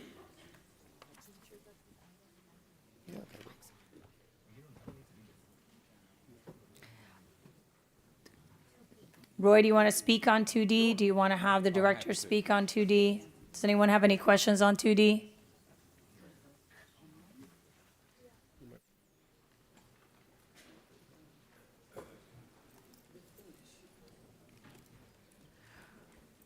Yeah, go ahead. Madam Chair, the genesis of this item goes back to during the pandemic. The Water and Sewer Department were initiating multiple construction contracts at the time, and very unusual inflation took place, and the contractors were requesting that be considered. However, those contract vehicles did not allow for any unusual inflation. Now, subsequent, once we became aware of that, all new contracts going forward that the county does includes provisions for unusual and unreasonably planned for inflation. And so what this item does is directs the department to go and negotiate a similar type of impact to those pre-existing contracts to allow them to prove any unusual and unreasonable inflation to bring back then for this board to approve. All right, thank you. Any questions on this one? Yes, Commissioner Cohen-Higgins. Thank you, Madam Chair. Chief, is this the universe of contracts? Is this a portion of contracts? There's a listing of exact contracts that the department identified based on claims by the contractors that were reasonable to look at. There's no more, that's all. Okay, yeah, that was my question. If we're expecting more of these at a later time, there's been a scrub, a full analysis, and this is the universe of contracts that are seeking price escalation provisions as a result of the pandemic? That's correct, because all new contracts going forward have that built into it. Okay, why are we looking at this now in 2025? Why hasn't this been reviewed or analyzed previously? Because we tried to negotiate it, but we couldn't. In fact, we have been working on it for about 2 years with these contractors, and in good faith, the contractors just kept working, assuming somewhere along the way we would work it out, and they've continued their project, and we've looked at all different ways, and I was the previous WASD director and just told them that I didn't have the ability to ask you for more money per contract, and so that's what this item does, is directs us to go and come up with reasonable numbers. Okay, thank you so much. Yes. It's a difficult one, and it covers a lot of areas of the county and the consent decree. So it's we've really tried. Can someone move it? Yeah, thank you. All those in favor say aye. Aye. Thank you. All right. So 2E is pretty straightforward. I know that several of the speakers mentioned shredding, so I'm happy to add shredding. I know that it's part of the contract, so I'm happy to add that as an amendment. That I don't think items speak specifically to the difference between burning or shredding, but I'm happy to add it. My understanding is that when it was done at the Covanta site, it was mainly burning, but I know that shredding is an option, so happy to add that as an amendment. Does anyone have any questions? All right. And this one is pretty basic. It's just reducing the waste stream. These are two things that take up a lot of space in landfills and get very complicated. So we're going to see if we can do more of the tire piece and the mattress piece. And we also get a lot of this because of illegal dumping. So, yes. Sorry. So, to our chief, what do I understand what we're currently doing with mattresses and tires, but have we ever recycled mattresses and tires, or would this be starting anew? We recycle tires now. We used to recycle mattresses over 10 years ago. So this would be redoing that and then trying to see if we can do more on the tire recycling bit, because the tires used to be burnt at the Covanta site. And is this going to be done through existing contract holders, or would this be a contract that we would procure for recycling of tires and mattresses? Tires already exist. It's in the item. Mattresses, we would have to go out and find someone to do it again. I see our chief nodding his Yep. head in agreement with that. She knows her item, doesn't she? Okay, thank you so much for answering those questions. Thank you. All right, can I have a motion? Thank you. Thank you. Second. All those in favor say aye. Aye. Perfect. Thanks. Roy might be out of a job soon if you keep answering all his questions. Roy's working on so many things. We're going to put Commissioner Regalado as head chief of solid waste. Madam Chair, Yes.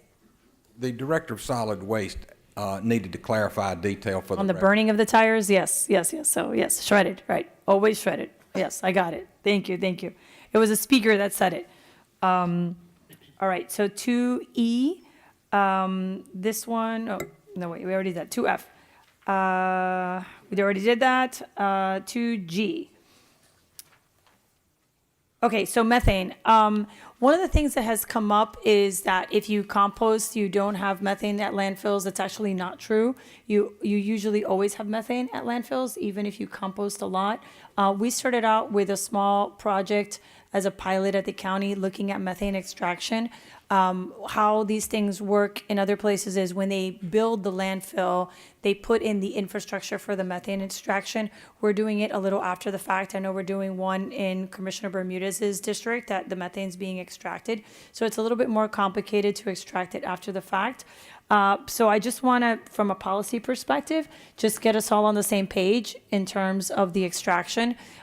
This would be specifically important for the South Dade landfill because of the type of trash that goes there. and it does reduce the smell and the life of it. Again, I've visited several landfills. In the case of Vegas, the methane that they extract from their landfill powers more than half of the city. It's very lucrative. So Roy, I don't know if you want to speak to the methane, but it's a pretty simple one. No, pretty simple. We're ready for it. Okay, perfect. Does anybody have any questions about methane extraction? All right. Okay, if I can have someone move it. There you go. Thank you, Commissioner Cabrera. I will second it. Oh, thank you, Commissioner Steinberg. All those in favor say aye. Aye. All right. Next one is 2H. All right, so this one, when we discussed the recycling program and we changed it, we did a lot of work trying to get people to shift and really explaining to folks that what we recycle and what's profitable to recycle changes every few months. For those of you that are following the conversations that are happening at the national level, we might actually see a dramatic change in the recycling of aluminum if those changes with the tariffs go forward, and potentially the same for steel. So all of this has to do with what's happening at the national level. But right now, post-pandemic, one of our most profitable recycling materials is cardboard. So this is an expansion of that. The Department of Solid Waste is already doing some drop-off sites. I don't know if you all have mini dump sites in your district. I have several. And the idea is to also collect cardboard at these mini dump sites and to work with our municipalities.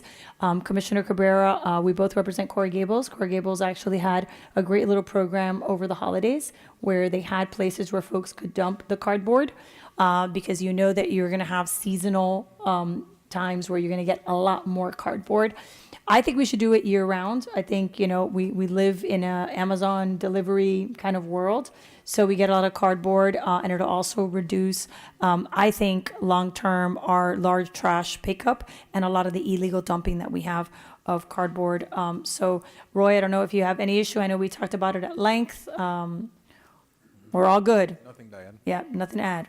We all like the cardboard. Yes, Commissioner Steinberg. Yeah, I'll move the item. I support it. I just want to make sure so that the public understands we're talking about very large cardboard here because, and we'll get to it in another item on recycling in general. I have some comments to make.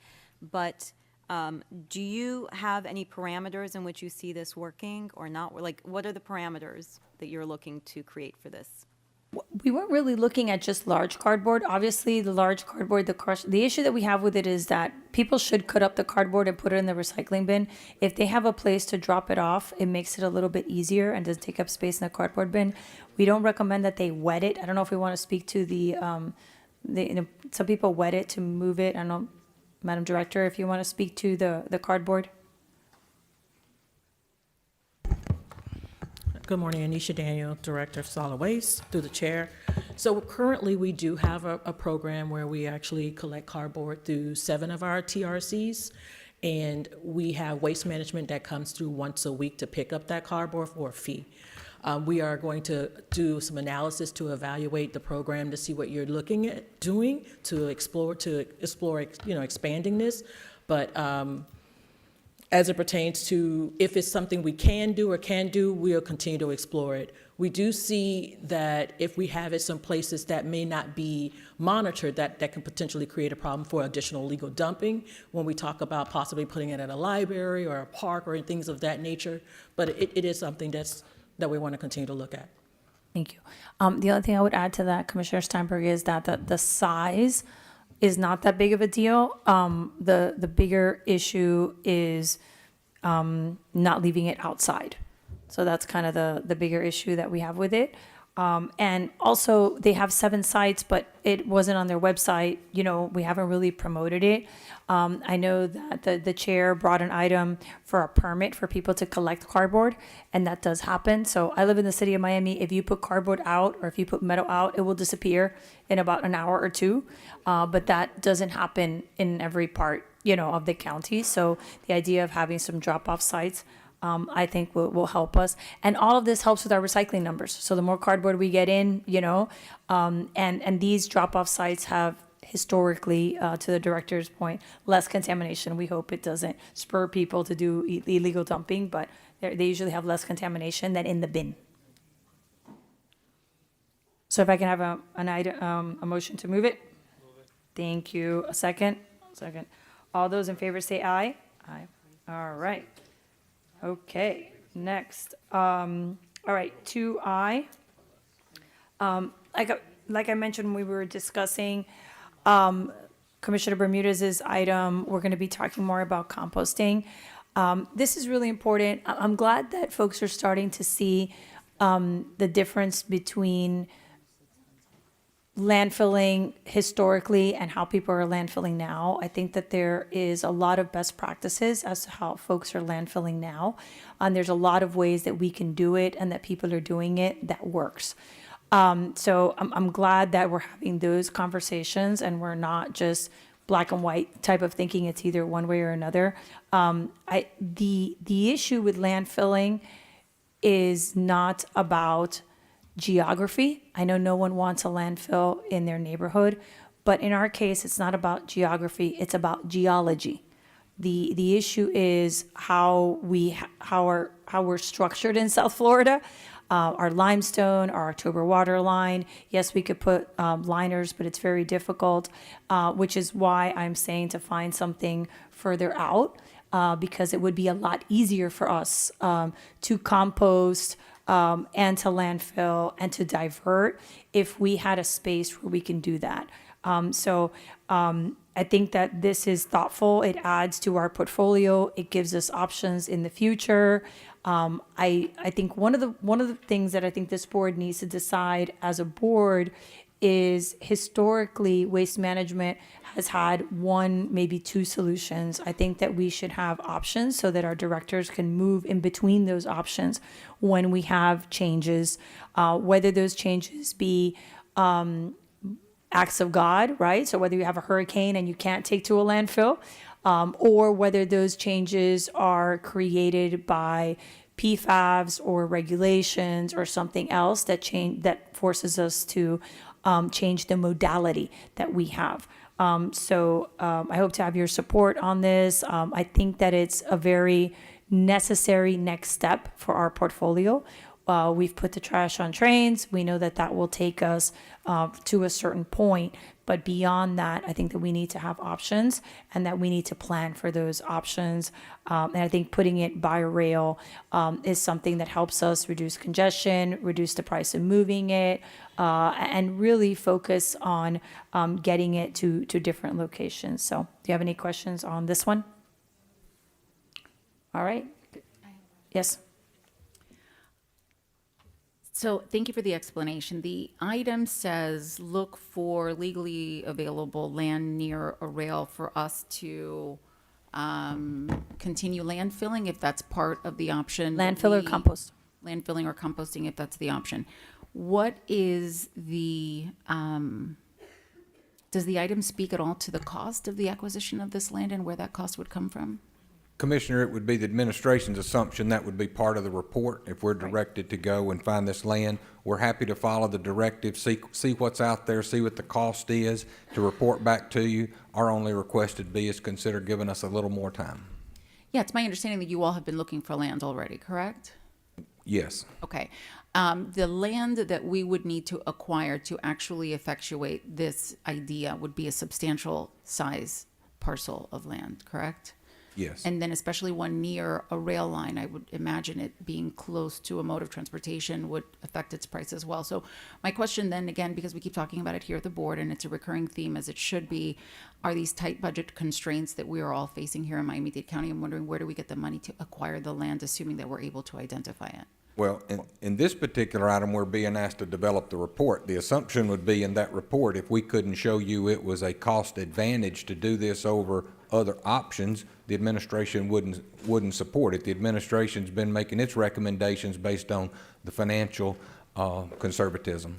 Understood. The only thing that I would add to that, Commissioner, is, as I mentioned to Commissioner Bermudez, there are several items that I'm bringing that have to do with enhancing the fiscal abilities of this department, right? So I think one of the things that we have to consider is looking at the bonds, looking at other revenue streams, whether it's development of the RF, whether it's other properties, what can we do in order to future-proof this system? The only other thing that I would say is when we talk about land next to rail, that doesn't mean that it's next to transit because it needs a spur. So there's a lot of land next to rail that just happens to be near rail, but there's no spur, there's no station, there's no stop. That is part of the infrastructure cost that comes once you purchase it and decide on a utility for it. And we actually have two different rail lines. So we have CSX and we have FECR. So there's options there. And some of the sites that we're already using are near rail. And then taking it from the rail, also there's, anywhere between half a mile to a mile and a half is a range that is considered near rail. So there are actually a lot of properties. I know the administration has looked at some properties. I've looked at some properties. We'll sit down and compare. But we're looking at different acreage sizes. Obviously, we would like more because when we've talked about yard waste in the past and we've talked about having a place where we can sort trash, that's also come up, and having the ability to compost would be helpful.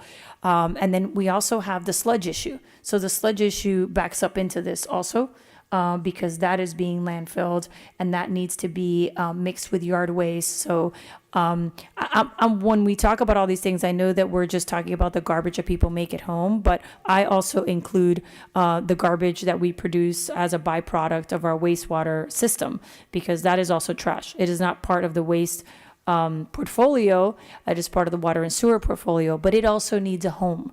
And it's also very expensive to discard. So I think that these are all things that once we work with the administration on the report, we would consider different options and potentially working with the two departments if we can find something that works for both of us.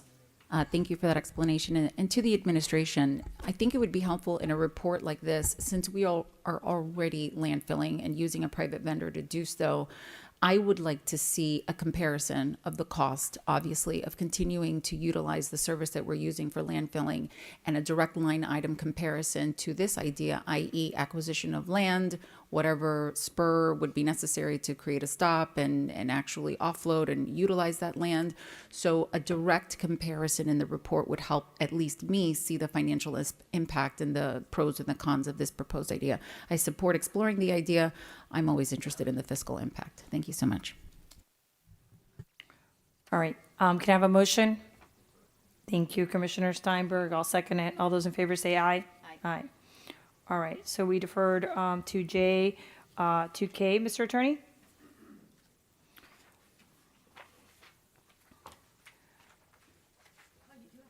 I know. Well, we're getting to the end of it. And I would have had more. I would have had more if I didn't have a cutoff. But so 2K is really about the financing piece, and I know that Commissioner Bermudez also submitted an item that deals with that.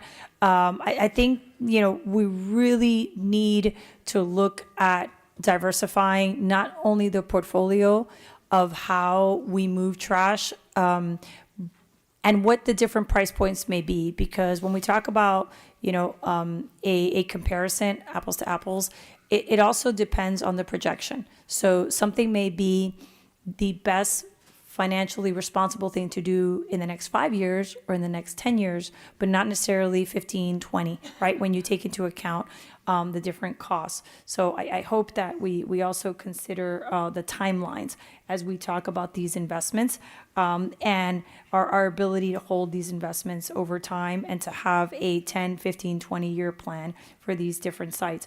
But this one just looks at different opportunities. I don't think that this is a system that can survive just on the backs of the ratepayers. And the reason that I included the bond is because an analysis of the bond, when I was at the school board, I spent several years on the Treasury Committee and working on the bonds, and I did the schoolhouse bonds. If you have multiple income sources, you have a better bond rating and you have better bond options. So I think that's why I added that on there as we move forward, specifically looking at our different options and how we can diversify the portfolio. So if anyone has any questions on it. Happy to move it. Thank you. I'll second it. All those in favor say aye. Aye. All right. Okay.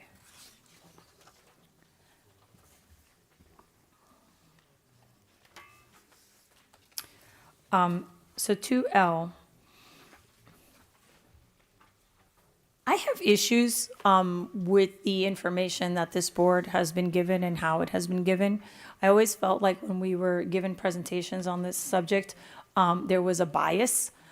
So this item speaks to that bias and directs the contractors that have this to provide us with different information and an analysis that includes all of our options. So I did spend some time looking at the agreements and the subcontractors that are doing this work. So the item does comport with those agreements, and it just changes, it doesn't change the scope, it just changes what comes to this board and gives very specific instructions as to the information that we're requesting. So if anyone has any questions on this item. Oh, all right. You have any issues, Roy? No, Commissioner, we're happy to provide the information, and I think as this connects to the final item of our agenda, you'll see how we demonstrated the information to you today in a way that I think is much more easy to digest and comports with what you're saying. Yes, I appreciate that. Yeah. All right. So Commissioner Cabrera moved it. I'll second it. All those in favor say aye. Aye. All right. 2M. Anyone have any questions on 2M? Yes, Commissioner Cohen-Higgins. Thank you, Madam Chair. This item directly relates to an issue that we dealt with here at the board some time ago in the village of Palmetto Bay. It's why Palmetto Bay is present here today. I'm not sure if either you're aware or if this body is aware that subsequent to that issue coming before the board, which is what is often referred to as this Tanglewood linear park idea, that the residents did not want. Subsequent to that, this past month, the Board of Palmetto Bay passed a resolution saying, withdraw that application. We no longer want to turn that into a linear park. And so... This isn't retroactive. This has nothing to do with that issue. This is just moving forward. Okay, so then that is exactly what I needed to clarify. What pending application or what issue does this address, if not the Palmetto Bay issue? This issue, this is policy-wise, and look, I have issues with easements in my area too, and I know that you all have it. You know, every time that we have a weather concern, we call FPL, we ask them to go out and check the lines, and they come back with having issues with easements. When I did the research, I thought at some point there had been some comprehensive policy regarding this, and that wasn't the case. The only thing that we had was a process for the surplusing of these easements. So what this item does is it creates a county-wide policy where we're saying that our main concern is connectivity. One of the issues that we have is folks take over these easements, even though they're not supposed to put fences, they put fences. Pursuant to Florida law, once the fence is up and locked, FPL cannot go into that site without the homeowner's approval. And if you talk to them, they can show you the delays that they have in fixing some of these sites because they cannot get in. So I met with them, I met with the League of Cities, and I think that this is a very holistic moving forward approach that really focuses on what should be a priority for us, and that is connectivity, right? And access to these sites. And I, at least in my district, we are moving towards undergrounding, and this has come up a lot. And if we continue to privatize these locations, one of the things that is happening is we're not going to be able to underground a lot of this because we no longer have access to the space where we can underground them, and we cannot even reach some of these areas. So the item actually goes through and lists a lot of the problems that we've had historically. I can show you the data on folks that have built pools, folks that have turned it into tennis courts, that have taken over these areas. And then when FPL went out there, and not just FPL, also AT&T and other utilities, this isn't just about FPL, but they're unable to access. And the landscape was changed dramatically. And then when they come with their equipment and they ruin the golf course, you know, the tennis courts or the fences, people get upset. So it really is about a countywide priority and establishing a process that I think is a lot clearer. I think your issue with Palmetto Bay highlighted that the process needed some rethinking, and obviously got very jammed up. And I think that this gives us an opportunity at the county-wide level to come up with a process that is a lot more thoughtful and that takes into account that I think, at least I could speak for my district, we really want to underground, and we want to do that work, and we want the ability to do that work. Thank you for that explanation.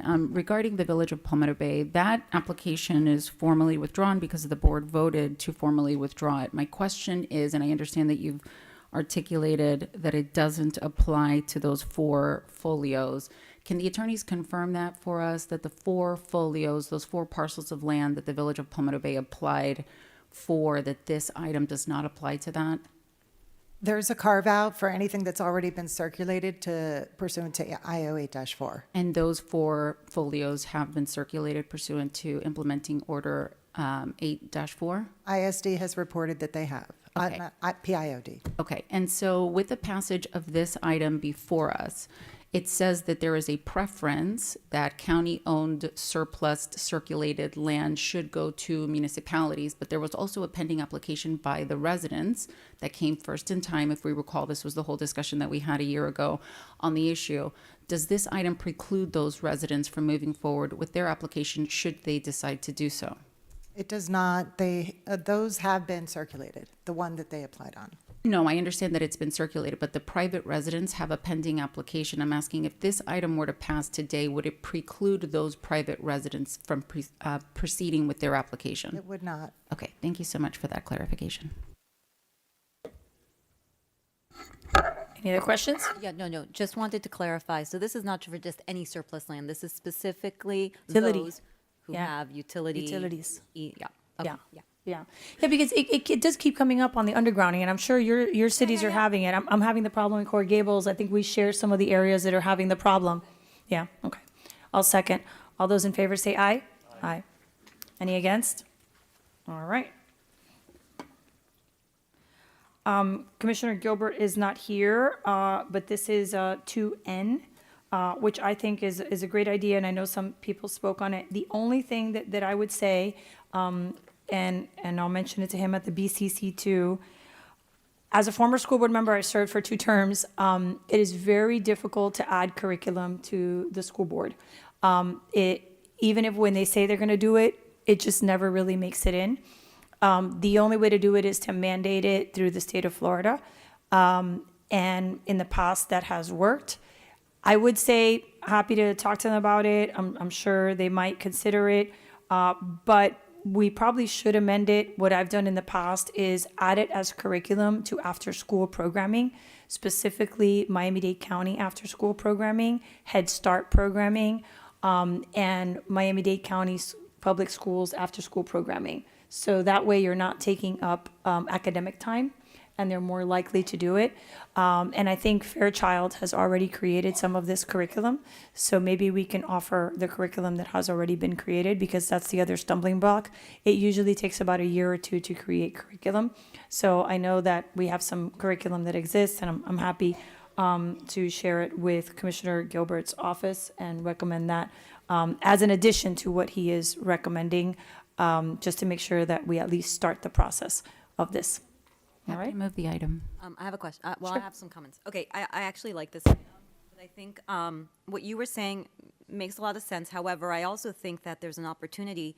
I know in some of the schools in my district, you have the principals who have done special, inserted special resiliency components or teaching about recycling and education through different lectures and seminars, even in the K-8s and the younger kids.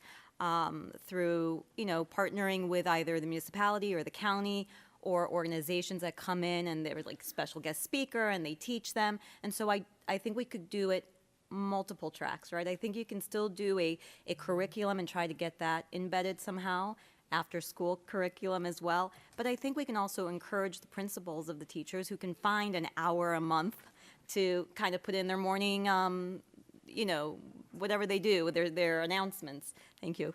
So I think there are opportunities there. So I would actually make this a little bit more broad to that. And I do support it, and I'm going to ask to co-sponsor But since we're on the subject of recycling, and I know we've talked about it a little bit, I think there's some things that we are missing. I'm working, just so you all know, I'm working on an item right now about the labeling of the bins.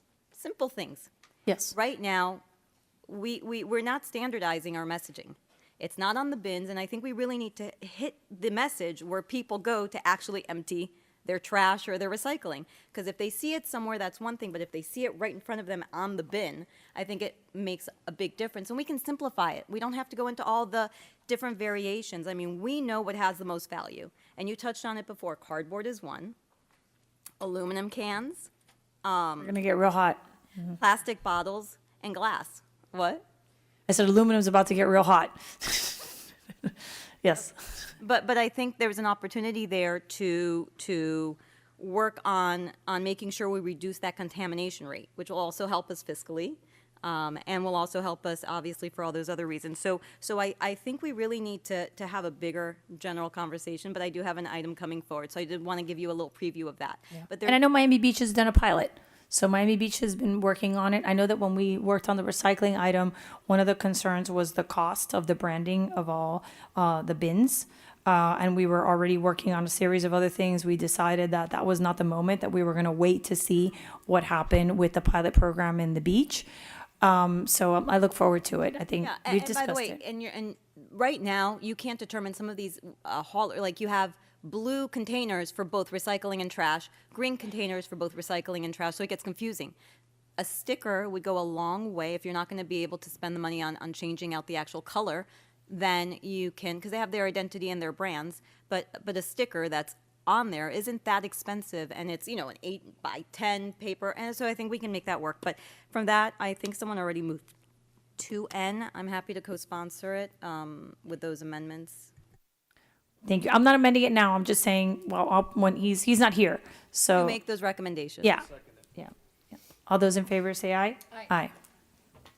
All right. Yeah. So, yeah. What do we have now? 2L? 2O. Yeah, this is the add-on. That's All me. right, Commissioner. Very simple on this one. Obviously, it's a resolution directing the county mayor or her designee to continue to engage with Broward County and Palm Beach County to find solutions to waste management problems and provide a report.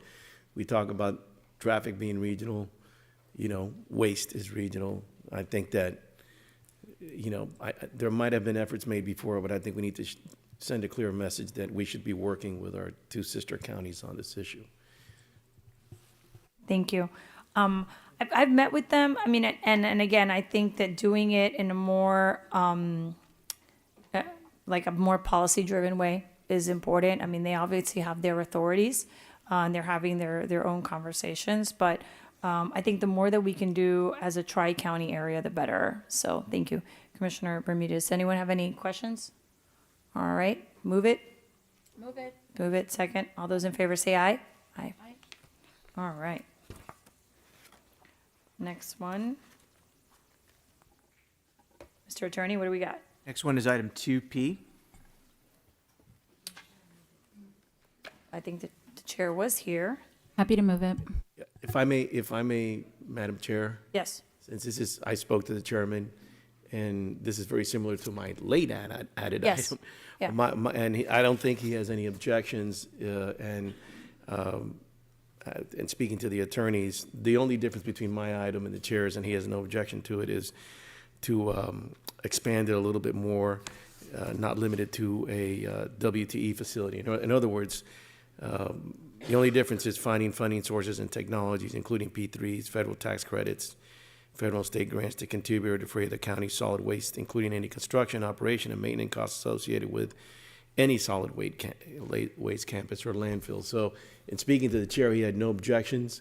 I don't know, speaking to the attorney, I don't have a problem. It's his item, just adding my language to it. He had indicated he had no objection to it.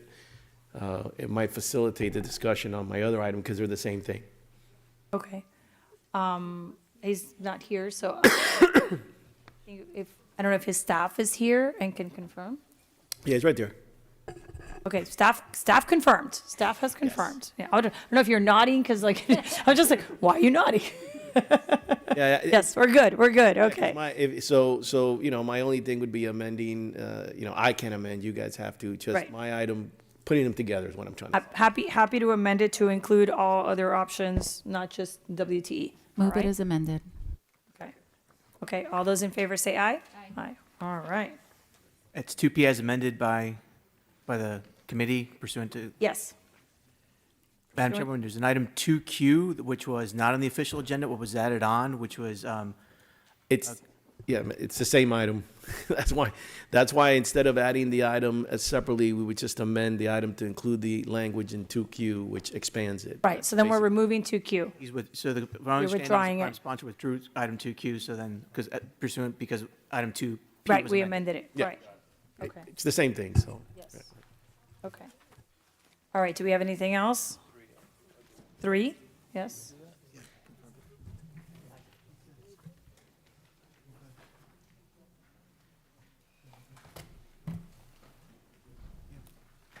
Mr. Attorney? I think what we have left is 3A and 7A. Yes, 3A and 7A. Okay. Any questions on 3A? All right, seeing none. First, people start getting hangry. Can I have a motion to move it? Yeah. Move, second. All those in favor say aye. Aye. All right, and then 7A. Roy? Want to speak to it, or we're good? We just move 7A it? in the supplement. Supplement? Everyone good? Accept it? Yes? 7A? Yeah, yeah, yeah, okay, all right, so move second, all those in favor say aye, aye. And folks, before we leave, if we can just have all the items that were approved today move to the next BCC, just to make sure that all the solid waste items ride together. All right, thank you everyone for your patience. Thanks everyone who came to speak. As always, we really appreciate your comments and your input in this process. Thank you.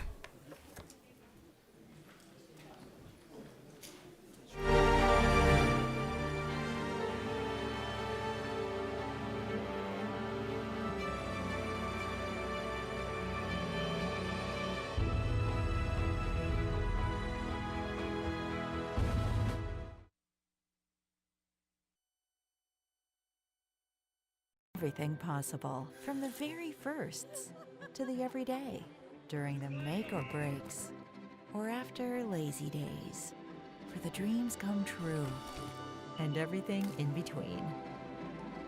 Because water is life.